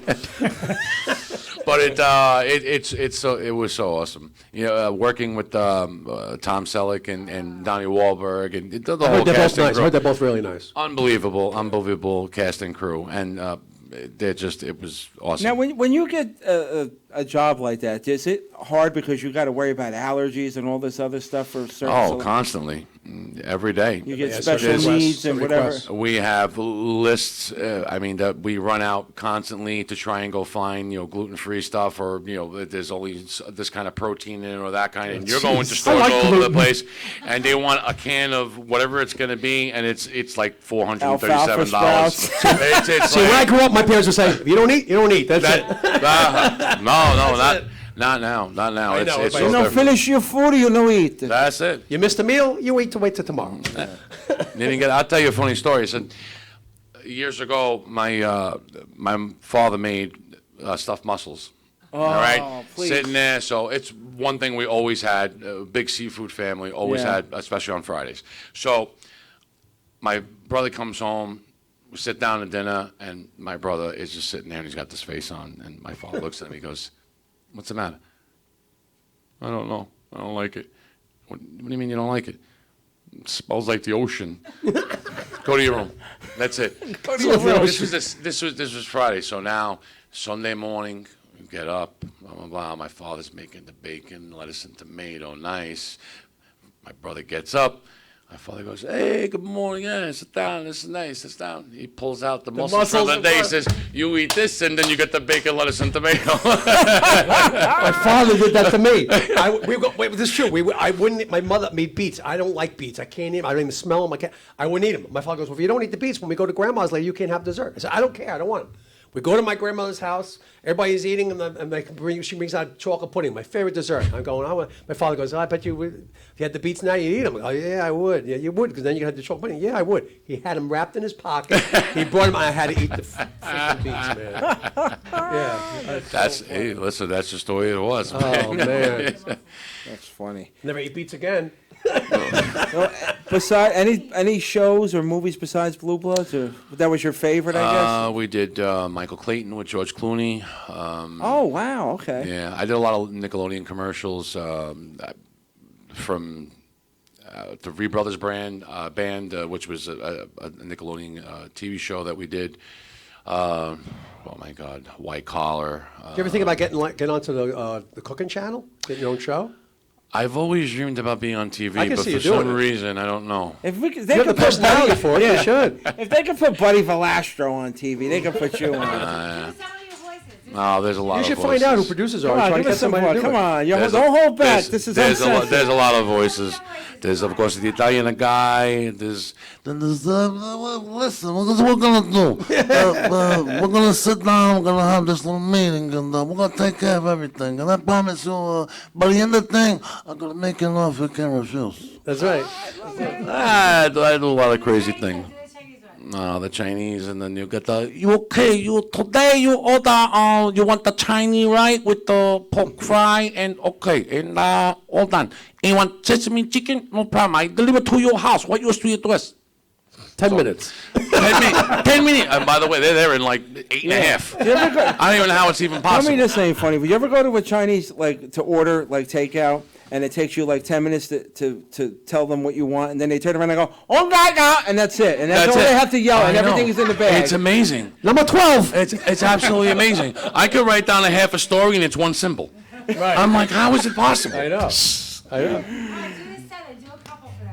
There's a whole bunch. Look at her from the cheering section, like the She. the because- peanut You should have gallery. your own cooking show. She'd be the director. Oh, forget it. There you go. Yeah. Well, you notice I spend so much time at work. Sometimes you start to go loony. I'm sure you guys all Oh, been yeah, there. yeah. So you sit there sometimes. You're just in that mood. Like, all right, you know what? All right, listen, boy. What we're gonna do now is we're gonna change up everything. We're gonna make some chicken pot pie instead of pizza. Take all the pizzas off. We're making chicken pot pie, beef. We'll change this to that, and that's it, and get some grits going. You just, Oh, my God. you just start, It keeps whacking you from out. going insane, though, Oh, right? yeah. It's like, yeah. No, I've been insane a long time Grits ago. Parmesan. That's good stuff. How do you cook it? 5-minute grits. I've never actually seen a grip before. How do you cook it? I like Stephen Wright's line. I bought powdered water. I don't know what to add. Angelina's like, why didn't I stay home? I could be answering the phones and hanging up. Is he really that crazy at home, Angelina, behind closed doors, or is he like, Yeah, he's pretty the same. I bet he's a fun Yeah. dad. I bet he's a fun dad. Do the southerner. Do this other one. I did this other one. She just did it. Yeah, Oh, the other one? there's a lot. Oh, the other one. The other There's- one. Not there's the a other lot. Southerner. Not at this one, the other one. There's the other one. And that's like, okay, listen. This is what we're going to do now. You listen to me, boy, and we're going to Cajun. do it the That's rap. Cajun. It was a Cajun. Yeah, we're going to do a little bit of pork butt. We're going to send that in the smokehouse, and oh, my God, in about 22 hours, we're going to be ready. And everybody going to gotta come make them ringing do the bell. voices Hand first. your Doesn't that sound mouth. appetizing? Pork butt. When you bring your friends over to the house, you just say, "Don't mind him. He has a plate in his head." Right? That's how you explain it away. He was in Vietnam. You can't go through the airport. That's happened to me plenty of times. Now I know why. It reminds me of the vacation when the Randy Quaid, he goes, "I got a metal plate in my head. Sometimes if you run the microwave, I forget for." Oh boy. That's where he is now. Randy Quaid's up in Canada. I mean, he's hiding in Canada. And he does like all these videos. Oh. Do the guy, the other one, Nico's favorite. Which guy? Do Nico's favorite. No, they ain't going there. Too many. Why? Oh, he gets a kick out of it. She's. I know what she's angling. But what for, character Paul. is it? What kind of character? It's not a character. It's just it's like It's like a Brit. Topo Gigio? no Topo Gigio. Pepino del Giorgio? No, not that guy. No, when I do the British accent, like you want a cup of tea and stuff like that, and maybe a cup of. No, the other one. They really want that one. Okay. That's the. All right, Nico, you're gonna go out tonight. All right, listen. If you're gonna go out, listen. Make sure you take a shower. You put something nice on. Don't put a little cologne. Yes, you gotta put the little ching with the little. You gotta put the little Jesus thing on. Don't embarrass me. Don't embarrass me. So yeah, you start. I'm telling you, it's just too many hours on your feet. You start. Videos with all these accents. Oh, I gotta see. Really, you got them online? You really should approach the Food Channel. Why don't you? Yeah. What do you got to lose? I know. I never did, but I would be the biggest thing on TV. Yeah, because I know. Gisela has a friend that sings, and he's like, he does all these. They call him the singing chef, and he's like, he's all right, but you're much better than he is. But he actually Thank has you. like all these like videos at home.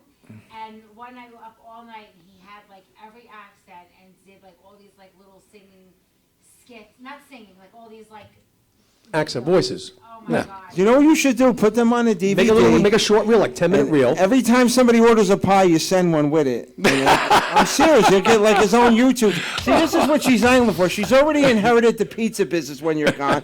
Now she. Now she's trying to get you to go on TV because she wants to get her nails done But channels like the Food Network are always looking for programming. They're looking for stuff. Yeah, I know. Be a breath of fresh air, man. I never. To be honest with you, it's been. Listen, like I told you, get up early, make mozzarella, making dough, doing all what I got to do, That's all right, and you run the make it business. You can do it in front of a camera. I'd rather watch you than Honey Boo Boo. Oh, listen, I agree. You kidding me? I You'd agree be doing it in with front of a camera and add your humor to it and stuff. I've always said I belonged on TV. Ever since I was a kid, I'm sure you guys love the honeymoon. Oh, One of we the quote greatest them all the shows time. ever. We quote it all the time. That's me. That's Ralph Cratham. I got the big guy with the freaking great ideas, and I never had enough money to succeed, and I have the greatest woman ever. So it's Glow in the dark wallpaper. Oh yeah, absolutely. I have a friend Shirley that's bigger than you. No cow pizza. All right, Janet. Harvey's a Coutinho. funny name. You know Janet Harvey's Coutinho, right? She's one of your Of cousins. course, Yeah, absolutely. She keeps, Mere bag of she shells, keeps Alice. typing in caps this thing. So could you sing something for her? Oh, we To love Janet? Tell Janet. She's lovely. Yes, I'm sure Janet's watching right now. So, Janet, I will sing for you. Volare, oh, cantare, oh, nel blu, dipinto di blu, felice di stare lassù. That's for you, Janet. That's one of my favorite Italian songs. I love that song. Right now, Janet's That's a great going, song. It's a great song. oh, wait, It's a I great wish song. she wasn't married. How many times has that song been re-recorded, man? That song's been recorded a lot. Oh my God! A lot of artists. By everybody. It's a But great Dean, song. I love Dean Martin's version. Oh, yeah. I can't. Dean Martin. I have that playing at the pizza all day. I forbid anything else but Frank Sinatra, Dean Martin, Louis Prima, Lou Monte. That's it. That's Right. there's only a certain amount of different You know songs who I that can used go to on. like growing up? Jimmy Roselli. Oh, Jimmy Roselli. He's I always, another one. and no offense to the chairman of the board, I always thought he had a better voice. Different voice. Because Different. Frank Sinatra was great, but he was a talker. Jimmy Roselli had this unbelievable. He could go It's from like- being sounding like a guy who's like Queen, like Frank Sinatra or Bobby Darin, and all of a sudden Andre Bocelli comes out Right, of like nowhere. an operatic I'm like, oh type, my God, yeah. it's Yeah. crazy. And he sings great. He sings great on J.O. Bocelli, too. Well, I got a question for you, Denise. Now, you got it. Since it's your birthday, you cannot refuse any request on the day of your birthday. That's not very nice. Now, the voices that Paul does he ever do them in bed? God, wait, their daughter's here. Their daughter's. How do you think she got here? She knows. Don't give her visual things like that. Torture for the rest of her Does he life. do the Southerner? Does he do the Nico? Okay. What are you going to ask next? Did he dress up? You going to say that next? No. You want a pizza? That's for next time. Here's your bazoon. No. I sit there. I'm like, all right, listen. It's time for Paul. It's time for bed. Shh, don't let him come out. Just be Paul. Just be Paul. Don't traumatize the daughter. She's already traumatized. She's like, oh my God, what did I do? My daughter always say, Dad, please don't. Oh, him, he's like the king of pranks. He scared the shit out of me in Lowe's parking lot the other day. I never get got you scared. I get startled, but he actually got me You good. cried like a little girl. I didn't get that. Screamed. You jumped in the other seat. I was going to hit you. He caught me at the right time. I was scared. I actually got scared. Well, because you didn't see it coming, that's why. That's right. But that's the best. That's the best time to scare people. Absolutely. This one used to dress up in Halloween as costumes. scare and little kids. People were afraid to go up to his house. You just Mr. Video, can you just throw us the candy? He dressed up as a giant spider. Cockroach. Cockroach. Those giant cockroach ones. So I met him, and he was a giant elf. There you go. Oh my God. Oh, you will? I was a lot of Buddy the things Elf? every Christmas. Like Will Ferrell? Well, we have a bowling league, which, by the way, salute to Fleetwood Bowling, everybody. There you go. They've been around since 1966. It's generations of us all bowling, and every year we have a Christmas party. And every year we have the same characters. We have Right. Santa Claus, Mrs. Claus, and then we change it up. One year it's Dominic the Donkey. Then we always have the elves and the reindeers, and one year it's Baby Jesus. Then it's the Three Knights, and I'm always whatever it's gonna the crazy costume it's going to be for the most part it ends being me. Right. I get to be Miss Dirty Claus. I get to be wow. Baby Jesus coming out with a diaper. It's hysterical. See, you don't say nothing to him It's about the daughters here. He's got the baby Jesus in a diaper. It's a little different talking about the parents being in bed. That's a little different. A little different. So, Angelina, if you were traumatized, I apologize. Okay. She's smart. She has to head. This one, you should put her in movies. Oh, her? Yeah. She's great. Yeah, I'm she's telling great. you. Let her start doing extra work. I'll provide security. Don't worry about it. No problem.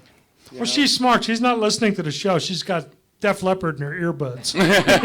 Listen, you like Def Leppard? Silencers. What? How much do you like Def Leppard? A lot. Okay, next time they come to town, We'll I'll get get you you tickets. We'll get you tickets. backstage pass. And Joe Elliott is a personal friend of mine. We're very close to We'll the get band. you backstage. So, and you'll get to meet the whole band. All right. She can carry your bag. All right, enough with the bag. That was formative. They didn't give me a tote bag. Joe Elliott actually gave me one because he liked That's all we me. heard for a week. We get tote bag. I went to foreigner concert. I was their guest. I got to meet everybody, and I wanted a tote bag. Is that so much to ask? You can carry your other totes in the tote bag. Yeah, it was you know what it is? Because everybody had, certain people have to pay for the meet and greet package, but we, because we're radio, we get, we get afforded, luxury. So I seen the tote bag. I was like, where's my tote bag, Yeah, and this one's calling it a handbag. One guy's calling it a fanny pack. Get out of here. It's a boy bag. It's an oversized fanny pack, but that's Thank you. Thank you. You're not helping, Paul. Oh, I'm just saying. Listen, what do I know? But I encourage everybody who's listening and watching to go to La Vita Mia Pizzeria in Staten. All right, I got to explain because it's a little difficult. It's 1281 Off the Kill Road, but there's on 1281 Off the Kill Road, inside Metro Shops, everybody's 1281. So, So it's it's in the kind of a shop little center. confusing. Okay. So you go in there, we're right next to Metro Laundromat, CBD Vapes. There's also Meraki Hair Studio. There's the Pooch Parlor, and you can find us. We're also next to Andella's. I'm sorry, and you'll find us. We're a little place. It's about If I go down that big. If I go over the Albridge course and keep going straight to off the kill and make a right, you'd be on the right. Is that where the prison Correct. was? Yeah. I know No. It's much further. It's further. It's more towards the outer bridge. That's further down. Okay. Where That's the what I'm prison saying. I know is. exactly where you are. I know exactly where you are. You know where the JCC is on the Yeah, Kill yeah, Road? yeah. Where? Okay, as soon as you I know pass that exactly where you JCC, you make that left in there. We're right go in for there. lunch one day. We'll go. Yeah. You have like Absolutely. seating or no? There's just a couple of seats in there. It's not a big place. It's only, tell you the truth, it's only like about 750 square feet, 800 square feet, if that. That's all you It's need. only takeout, but I have two tables. I have one I keep outside or inside, and I can bring them back and forth in and out. You be outside. And oh, where's your tote bag? You play 20, You I'll play can't come in there with a 22. tote It's bag. a purse. What do you call it? I'm sorry. I wish I had something to throw at you. Hold on. Let me I forget what we're calling it. You got a rice ball I can lob at him? Oh, I got rice They're balls. too nice. I don't want to ruin No, them. don't ruin the rice ball. All right, Gene, do me a favor. Let's get Richard Pryor Jr. on the phone. This should be fun. Now you're gonna hear cursing. Yeah. Angelina, put cue Frank, in you here. tuned in because we're going to let it fly. I hope Gene heard me and is not too busy. Gene left.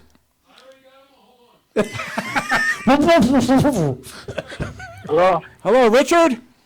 Yes. All right, everybody. It is 9 o'clock, and joining us now is a very, very special guest. First time on the show, so I want you all to make him feel welcome. He's an author. He's got a great book out called In a Pryor Life, and he's a comedian and actor, and he's also the son of Richard Pryor. Yes, I'm talking about Richard Pryor Jr. Please give him a round of applause. That's a great title for the Hello. book. I love the title. It's a great title, Rich. Thank you very much. I think it's kind of catchy. There you go. And then you can have the part 2 and call it Pryor Bad Axe. There you go. So, Richard, I don't know where to begin with you. I have so many questions to ask you. I want to thank Harlan Ball for making this happen. And just the excerpts in the book that I read that coming from that you were once in the middle of downtown L.A. on top of a car naked screaming. I got to hear that story. Oh, yeah. Yeah, I was, that was my first and last time trying Sherm. And Sherm was like a cigarette they dipped into a chemical. Right. And I think it was embalming fluid, I think it was, or something like that. You almost got to use it permanently. Is it what? You almost got to use that permanently. Oh, I know. So what I did, I guess I got so bad, was tripping so bad, someone told me to take my clothes off, and I took my clothes off and got on top of the car and then spread my legs wide open and was screaming, "My name is Susan Lucci, eat my coochie."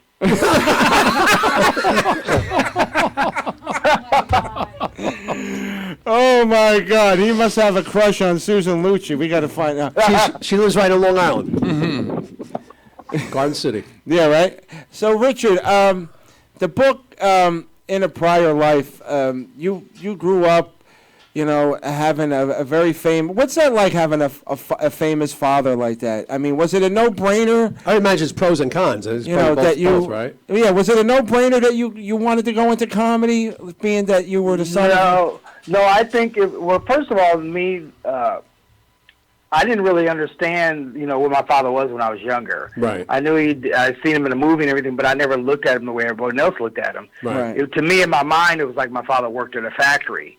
Right. It was kind of like the same thing, because when that's all you know, you don't look at it like everyone else looks at it. Right. I think the part of me going into entertainment was not because of he did it, was because of what was inside of me. I believe it was in my blood. Right. Just to do it, because so many times I've tried other things and was never content with anything but this, but performing. Right. Oh, wow. How would you describe your style? Well, years ago I used to try to be like my dad and then tried my own thing, and none of that ever worked. Right. All I can be is the best person I know how to be. I like to feel the audience and feel what they're doing and feel how their energy is. Right. I'm a storyteller, so I get that from my dad as well. Good. That's so great. I love telling stories. That's a lost art, too. That's great. Yeah. Yeah, because you don't see that anymore. People doing one-liners, if it works for you, okay, but I like to hear a story and to see that that person who's on stage, whatever it is they're doing, acting or comedy or improv, whatever it is, seeing them getting into the character so much that you can hear the nuances and everything about what they're doing, and that's what I love about being on stage and performing live. That's great that you're storytelling. The only storytellers I know right now are Ron Schock and Ron White. Yeah, I mean... they're great at it. That's our lost art. That's Paul's great. right. It's a lost art. I mean, you don't see it much anymore. Yeah. You know what? It's funny, Richard. Your sister Rain did my roast a couple years ago. Yeah, she was very nice. Very nice, yeah. Very talented, and it's funny that as soon as she showed up, because I grew up in North Jersey, I'm Italian. 90% of the people there were Italian. She walks in, she goes, "Oh my God, I hope my father didn't owe money to the mafia." And then she does my favorite joke. She talks about how your father would go to every kid and go, "Rain," and he would say, "Richard, who's your favorite comedian?" "You, Daddy." And he would ask the next kid, and then she would get to Rain and go, "Rain, who's your favorite comedian?" "Steve Martin, Daddy." He goes, "Oh yeah, well tell Steve Martin to buy you fucking Christmas presents." I know, right? That was great. Yeah, he was something else. I remember when I met one of his celebrity friends, and his name was Billy D. Williams. Right. And when I met him, my dad's like, "We're going to my friend Bill's house, and we get there, and I'm just standing there with my mouth open. I can't reach my hand. I'm like 12 years old, can't extend my hand or anything. And finally after, my dad was like, "Why were you like that?" And I said, "Because it was Billy D. Williams. It was a star." And he said, "How come you don't act like that of me?" I said, "You're just dad. That's all I saw, You're not a star." Oh, my God. And I didn't realize he was until when I used to introduce him on stage a couple of years later. And I used to, be able to introduce him. My dad said, "You want to introduce me on stage?" And I did. And then when I would see the reaction of all the people that were there just to see him, it was just amazing to see. That's cool. Yeah, it was. I mean, Billy D was cool, man. He's smooth. Yeah. You know what? I got to ask you, your grandmother ran a brothel? Oh, yeah. My great-grandmother had several brothels. And then my grandmother, my dad's mother, was a prostitute, and then his dad was a pimp, and my great-uncle was a pimp, and they were bootleggers as well, so I've been around it all. Oh, wow. Well, your father was raised by your grandmother, too, his grandmother. Oh, yeah. It's funny, and all these things. If anybody is interested, it's in the book In a Pryor Life. It's got to be great. It's got to be a great read. This is funny. Listen to some of the experts. His ex-wife attacked him with a butcher knife and then tried to run him over with the car.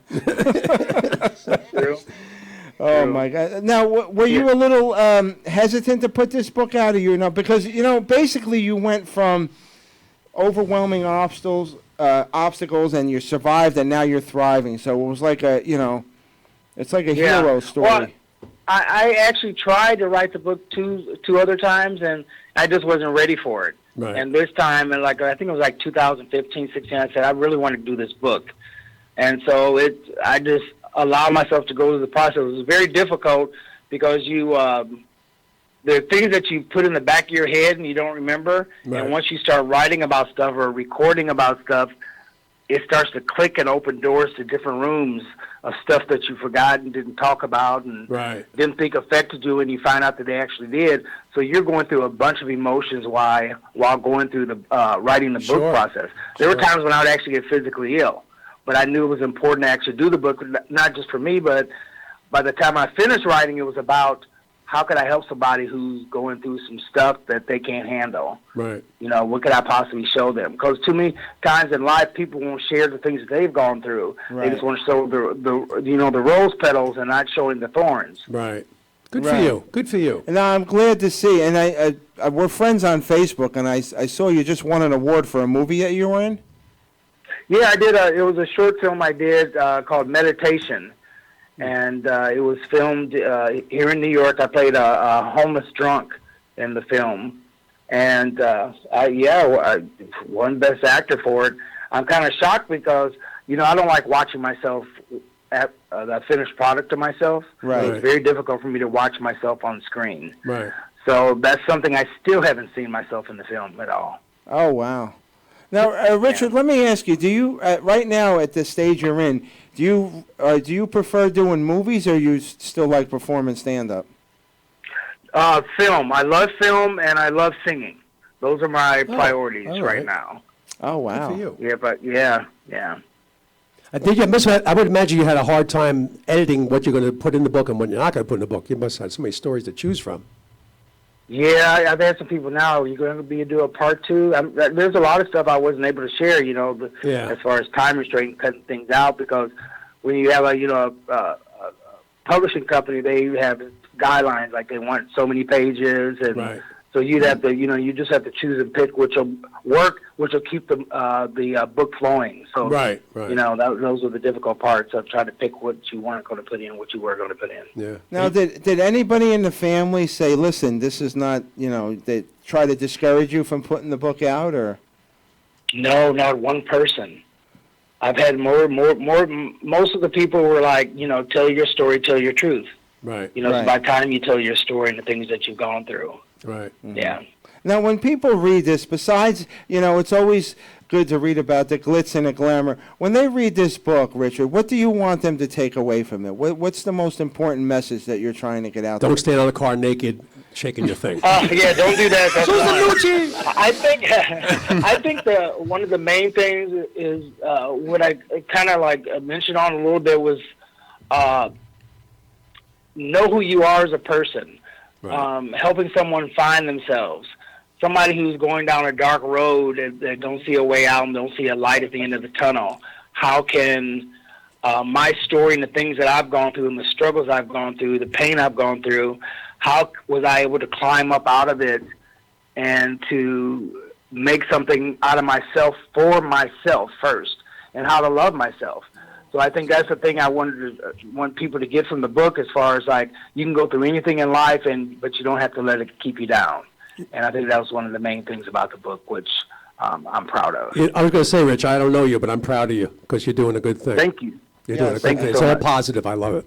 You know, especially nowadays when sick of all the negativity out there. Yes, you know what I'm saying. Especially nowadays when you can turn yourself around, because everybody is so quick to jump on you when everything's going wrong, and they point their fingers. And you know, for you to turn it around and turn it into a negative into a positive, that's a great thing. Right. You know, you're doing a great service. Thank you so much. Yeah. Thank you. Appreciate it. And if it's just a touchy subject, I apologize. But you know, the bullet points that Harlan send me,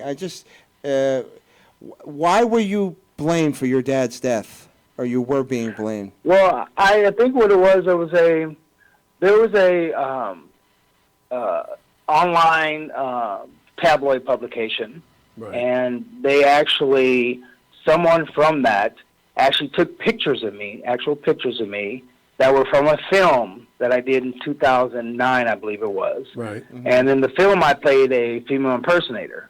They took the pictures and they posted that I was a transvestite. Oh, Jesus Christ. Wow. So, and from that, they proceeded to say, no wonder my father died, you know, and blame me for his death. The media is somebody because fucking I was a assholes. I really can't transvestite. stand them. That's that's just somebody with that tabloid trash magazine. I can't stand that. That's the ruination. Assholes, just assholes. That's what. Yeah, Owned yeah, it assholes. was horrible. Now, do you think you have another book in you? Are you planning on putting something out? Well, I definitely have another book in me. I know one thing I'm working on right now is actually trying to put the book into a one-man show where I would portray the different characters in my book. That's a That's smart one of the idea. things I really want to work on. And then after that, adapting it into a screenplay as well. You should approach Mike Nichols. He loves that kind of stuff. One-man shows when you Really? play characters. Like he's one of Really? what discovered Whoopi Goldberg. Yeah, let me tell you something. That would be a hit. That would be a hit because Yeah. you know what? Approach Mike Nichols. You have the Any name. kind of feel-good story like that, it'll be a hit nowadays because that's what we need.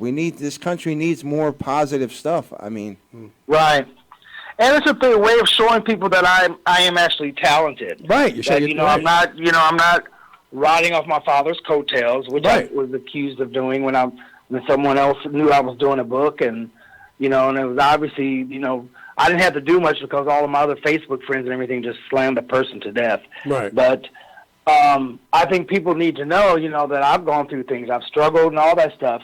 So it wasn't a thing where everything was handed down to me because I worked for the little I have. I worked for it myself. Exactly. right, and you should be proud of that because Yeah. you didn't, regardless of You could have went down a dark road. You didn't. exactly. And, Yeah. And I don't know if you know this, Richard, but our show is syndicated on the American Forces Network, and you are a Navy veteran. Am I correct? All right. Yes, I am. Yes, Yes. I am. That's what I was. So right now, all the servicemen and women around the world are listening to you. Every week they tune in to us, and you know what? It's one of the most enjoyable things I do every week because in a way we are entertaining the troops, bringing positive people like yourself with the stories, with the good and the bad and the ugly, and you keep it real, and I like that about you. And I wanted to thank you on behalf of them for your service. Yeah. Thank you so much. I really appreciate it. What was your job in the Navy? What was your job? What was your title? I know they don't have it anymore. I was a DK. Oh, okay. I did payroll. Right. That's good. Okay. Yeah. That's nice and Yeah. safe. A nice desk job. It was good. Exactly. I was a CTI. I had a 10-minute lifespan overseas. Glad I got out. Oh, man. So I Good mean, for you. Good for you. say Well, see, when you're on top of the car, you could have brought the Navy in. You could have showed them your semen. Oh my God! That's bad. but that's That was okay to good, say though. in front of That was good, though. Angelina, That was right? good. It's not her parents. Richard, I can't wait to order the book. If they want to order the book, where can they go? Well, they can check out my my website, innerpryorlife.com. Okay. It'll give details for different links, but you can also go on Amazon. I know Bear Manor Media, BEAR, manormedia.com are the publishers. They have the books available there as well. And I know I know people are actually ordering it through Barnes & Noble as well. I'm not sure if they have them in stock or if you can order it directly through Barnes & Noble. Right. Oh, Are you wow. touring at all, Rich? Not right now. Okay. I've been doing, this is the first couple weeks that I've had where I've had nothing to do. Right. I've been busy nonstop doing book tours and interviews and everything since February. Right. So this is like, actually this is a kind of like really a light week for me. So I'm really happy about it. That's good. You get to enjoy it a little bit. Are you going to be doing any kind of book tour in New Jersey? 'Cause East Coast? Yeah, East Coast. Well, I live in New York City, so Oh, okay. Oh, okay. All right. I'm really close. I know I've been invited to do I'm not sure, some kind of like a Comic-Con or some kind of something that Those are great. in New Jersey in October. Oh, Chiller. Yeah, yes. It's Parsippany. Chill, yeah. I've been invited to do that, so I'm still contemplating whether I'm going to You should, participate Rich. in that as You should. well. You'll love it. It's great. Oh, you'll believe And me. people will love to meet you. People will love to meet you. And you can sell a lot of Absolutely. product, too. You can sell a lot of product. Oh, cool. Let me tell you something. Oh, cool. In that weekend, Richard, because That's the Chiller is busiest one one. of the biggest, especially October. That they do it twice a year. The October show is the better show. That's the bigger one. You'll see about 30,000 people come through there on the weekend. Yeah. Oh, my God. It's right in Parsippany. It's not far from New York at all. So bring lots of Wow. Tylenol. It's right off of 80. You're right off of 80, right there. Yeah, Parsippany's right off 80, yeah. If you do it, Yeah, that's awesome. I'm going to order my book, and I want to have you sign it. Is there signed books Okay. available on the website at all, or? No, there's not any sign, but what I do, I know I have been doing this through Facebook, where I'll post something. I'm taking book orders Right. if you want a signed copy, and I can actually process payments and all that stuff myself, Good. and I can do it that way, and then the books are sent to me, and then I sign them and I send them out. Oh, okay. I'm going to do that when I get paid. Yeah. I'm definitely going to call. You definitely have to do the Comic-Con. I'm telling you, you'll love it. You will love it. And Oh, great. You'll do great. very well Thank you. there. Great. Good to know. And you also said you're doing music too, right, Richard? Now. Yeah, I love singing. Now, what kind of genre? I do R&B and jazz. Oh, cool. So a little jazzy R&B. You know, I love. If I'm doing covers, I love like doing like Stevie Wonder and Donny Hathaway and I love Stevie, things I like love Stevie that. Wonder. So, Stevie Wonder's yeah. great I stuff. love Stevie Wonder. Yeah, you've come a long way from the trombone. I know. Came a long way from the car. Ooh. That was some itching I couldn't handle. It could have been worse. It could have been a lot lower, the itching. Well, yeah, I know. Could have been the crabs or something. Oh, I thank you so much, Richard, and I just We want wish you you to well. know on behalf of us here, we support you 100%, and I just want you to know, as all of us here are comedians, and how much we adored your father, and the fact that you turned a positive into a negative. Yeah. You Negative consider to a yourself a friend of the show. Negative into a positive. Yes. I appreciate it. Thank you so much. Thank you for having me on the show. Anytime But, you want to Richard, know anything. Before you go, would you do us one small favor? Just do a station ID. Okay. Do a station ID for us. Yes. Okay. All you got to do is just introduce yourself and then say you're listening to the Animal House Radio Show on the Hamilton Radio Network. I know. Oh, heck, let me write that down. Yeah, I was going to say. You should write it down. Oh, he's a veteran actor. He could do it He's in an one author. take. He has to write it down. I say he does it in one Yeah. take. After the Animal House Radio Show. you lost me. The Animal House Radio Show on the Hamilton Radio Network. So just introduce yourself. Hamilton Radio Network. Radio Network. Yeah, so just introduce yourself and say that, and you'll be good. Okay, hold on. Take your time. Animal House Radio Show House Radio Show. on the Hamilton Radio Network. You don't see what I'm writing with. I'm writing with a Sharpie. I'm a big old marker. Oh. Could have been worse. It could have been a crayon. You can mark your underwear. This way you know what takes it. Yeah. Okay, you ready? Yep, go ahead. Hey, this is Richard Pryor Jr. You're listening to the Animal House Radio Show, Hamilton Radio Network. Perfect. Perfect. Richard, God bless. We wish you all the best, man. Continued Hope to meet you. success, and please, 100% if you need us, we're there for you. Promote anytime you want to promote on the show. You're got open door. Thank you so much. Reach out to me on Facebook so I know it's you guys. Okay. I sure will. Richard Pryor Jr., everybody. Thanks, Rich. All right, thank you. Thank you, Thank Dad. you. Richard Pryor and George Carlin were the best stand-up comedians of all time. Yeah. Well, you know. Definitely, they're up there. Come on. They're up there. They influenced- Kinnison was my Yeah, favorite. Kinnison, but he didn't have a long You enough know career. who our favorite is. Anyway, gang. Don Don Rickles. Rickles was the king. I cried Don at his Rickles. feet, just to let you know. Why, were But, they that ugly? Yeah, they smelled like cheese. They smell like gefilte fish. What do you want from me? I'm a Jew. Oh, God. But let's get back to our in-studio guest, Paul Palumbo from La Vita Mia Pizzeria. Now, what came into the name of the pizzeria? You just. No, many versions. This is what I do. Does it mean what my I've beautiful been life? doing. Does it mean my beautiful? It could mean a lot of different things. One is it's my life. It's what I do. It's my life. There you go. So it's all it's all combined into one, and That's you know good. I'm doing this a long time, and She's fading, ain't she? Because I can see she's getting sleepy. I hope you're doing the driving. no, she's not getting sleepy. No, okay. No, She's just starstruck. Never. Now you're a celebrity to her. Oh, I've always been a celebrity. She's my biggest fan. There you She go. don't sleep. She goes. Oh, to you're up all no, night on that's me. Instagram. She sleeps Right. on Monday, goes back to sleep on Sunday. He just said, he goes, you don't follow me on Instagram. Wow. Not even her own husband. No, She does. She don't know how to use it. Oh, that's right. It's not Instagram. It's Tinder. In front of the kid again. Oh, look who's talking. Oh, semen. She has all the apps. She don't know how to use it. Thank God for her. She gets how to use it. Yeah. So, Paul, I just want to thank you so much, and I thank want you. you to know, and I mean this, anytime you want to come and hang out with us, I know it's not Appreciate that. around the corner, if it's not a left and a right and you're there, but To a rainstorm, tornado, hail, snow, no problem. I can Like a hang out. mailman. Yeah, we deliver. No problem. we're like Listen, DoorDash, we're like Grubhub.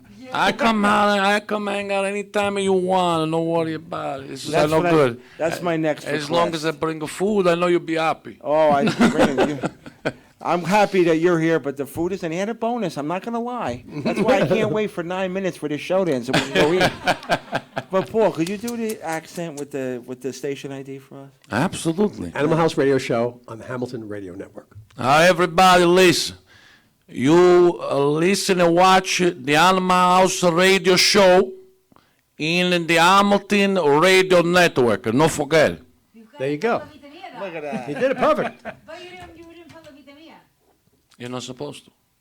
You No. can do something. Right You now, can- as you're doing the station ID. You do it again. Say Paul Palumbo from La Vita Mia. Oh, that's the what I did. best of Forget. food. Yeah. Go ahead. Do it again. Do it Listen, again. I have learning a problem. I just come off of the boat. Anyway, he's Paul Palumbo from La Vita Mia Pizza, 1281 Ottakill Road, Staten Island, New York, 10312. I think that's the address. And you watch and listen to the Animal Radio Show on the Hamilton Radio Network. There you go. Look at that. See? I can do, so no problem. It's perfect. You have a line waiting there when you get there. No problem. I take that too. I need a little bit of that liverwurst. My cat is hungry. Oh my God. Hey, can we call the pizzeria and order a liverwurst sandwich and see what they say to us? Oh man, I wonder if he's still there. Oh, what's your You son's should name? call him Nico. We should call him up Buster's Wait, Chops. give me We the should number. him We'll up. call Call him him. up to Buster's Chops. Don't Yeah, you- don't yeah, you say. yeah. Don't let him know you're calling. 347 Go ahead. 215 2210. 221. Dude, you're closing at 10. Can you do a voice he don't recognize? No, it's He knows. No, he knows too away. many Oh, okay. voices. You could do some. Here, give the Gene. Call this number 347-215-2210. You gonna do it, or you want? I'll do it. Ask him for like. You got a liverwurst?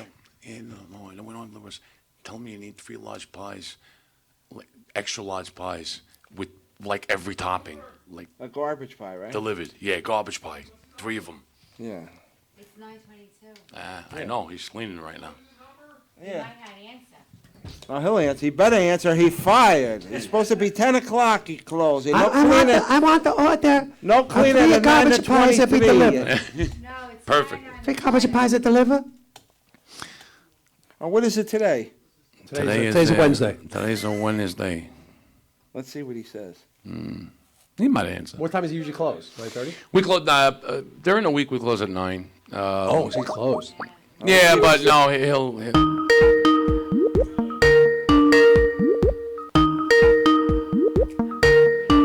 La Vita Mia.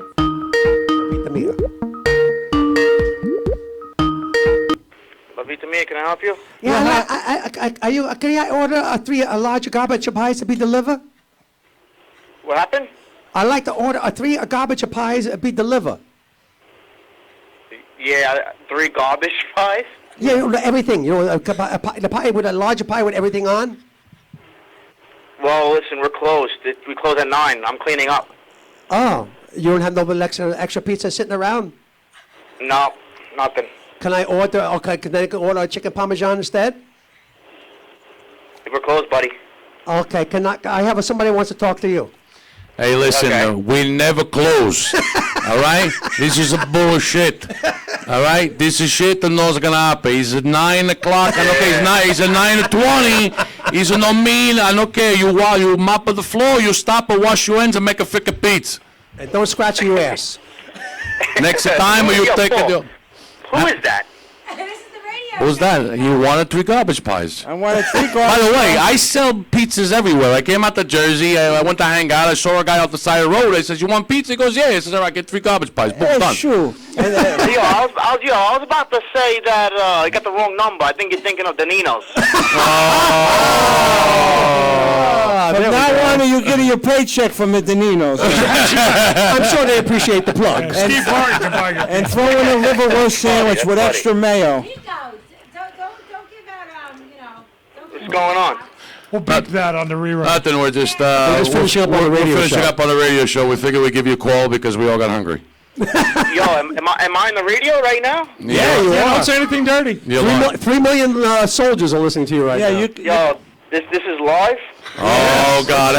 Everybody, listen, attention, everybody, close your ears now. Yo, listen. You're gonna come to my pizzeria. If you love my sausage, you're gonna like my meatballs, huh? You're close. Hey, there you go. Now he's trying to pick up girls. Yeah. You like the way he says his right. pizza. Everyone Like loves he's the pizza man. Huh? Yeah, he's the pizza man. today. You already took over the place. It's your father's place. Nah, he's on his way out.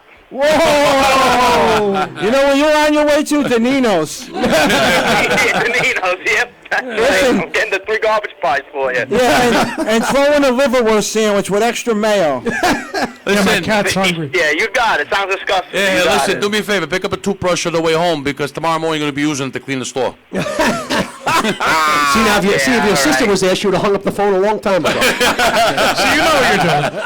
You know what? You want me to clean the place with a toothbrush? Listen, I get $10 Angelina. I get $10 effort. So. Listen, Angelina was like Tessio. She was always smarter. Woo! No, toothbrush. What's your son's name? Nico? No, that's crazy. Take the cannolis, leave the gun. Nico, this is a lesson. Now we're gonna. Exactly. I like what you're talking about right now. Nico, listen, we're gonna do security checks every week. We're gonna call at 20 after 9. If you don't answer, your father's gonna make you eat beets for breakfast. That's my vote. What about the liverwurst with mayo? I'd rather that. Hold that. Hold the mayo. Hold the mayo. Hold the mayo. Yeah, you got to bring Nico next time. Oh yeah, absolutely. Because he sounds like a ladies' man. Is he? Oh yeah, you love Nico. Don't worry, but he's. Nah, Paul listens to me all the time when I talk to the girls. He knows what I say. Oh yeah. I don't care. I don't hold back. I let him hear No, it. he don't hold back. Yeah, here's your strombone. Nah, he don't hold back. Is he a player? Nah, not really. Yeah. He's a flirt. He's sweet. He's flirt, but he tells it like it is. What do they call him? Hop along, kiss at each? Oh, that was your nickname a couple of years ago, but they changed it now. Now it's what do they call you now? Stroll along, guess it each. Are you Nico Suave Give now? me a good nickname. Paul, give me a good nickname. Give you a good nickname? How about you better answer the phone at 9:20? Well, I did. I'm cleaning it up right now. Your new nickname is Struns. Nico's a good name. That's a cool name, Nico. That's a good name. See, everybody likes your name. That's my name on the street. Mm-hmm. That's your name on the street. You're on the street now? Cleaning up the street? He's gonna be when he gets home. We'll call him Nicky Meatballs. I'm going to be on the street if I don't clean the place with a toothbrush tomorrow. That's right. Your new nickname is Nicky Meatballs. That's it. Nicky Meatballs? Yeah. What about fresh cannoli cream? Always. I like Nicky Brazil. Hey, take it easy. We got your sister here. Have a little respect, all right? Huh? Well, no one told me anything. And your mother's here, too. Your mother. How could you say that in front of your mother? On her birthday. On her birthday, no less. And may your first child be a masculine child. I can say anything like Howard Stern. I can say anything I want. Yes, Absolutely. You can. All right, yo, invite me, and I'm there. Well, what is it? I bring my meatballs. I bring my sausage. Oh, he everything. looks. Hey, listen, Nico. What did you get your mother for her birthday besides aggravation? I gave her a nice phone call.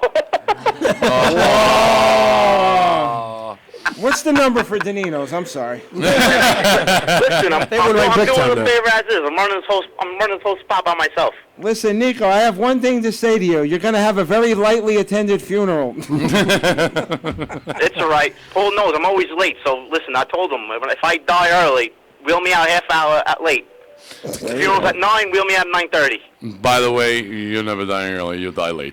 Guaranteed. We'll bury you with a broom so you can clean up hell. Yeah, you can do that. Hey, Nico, we'll look forward to having you. It was good talking to you. You take care, buddy. Yeah, you too. And make sure you clean the pizza counter and get all the scraper with the scraper.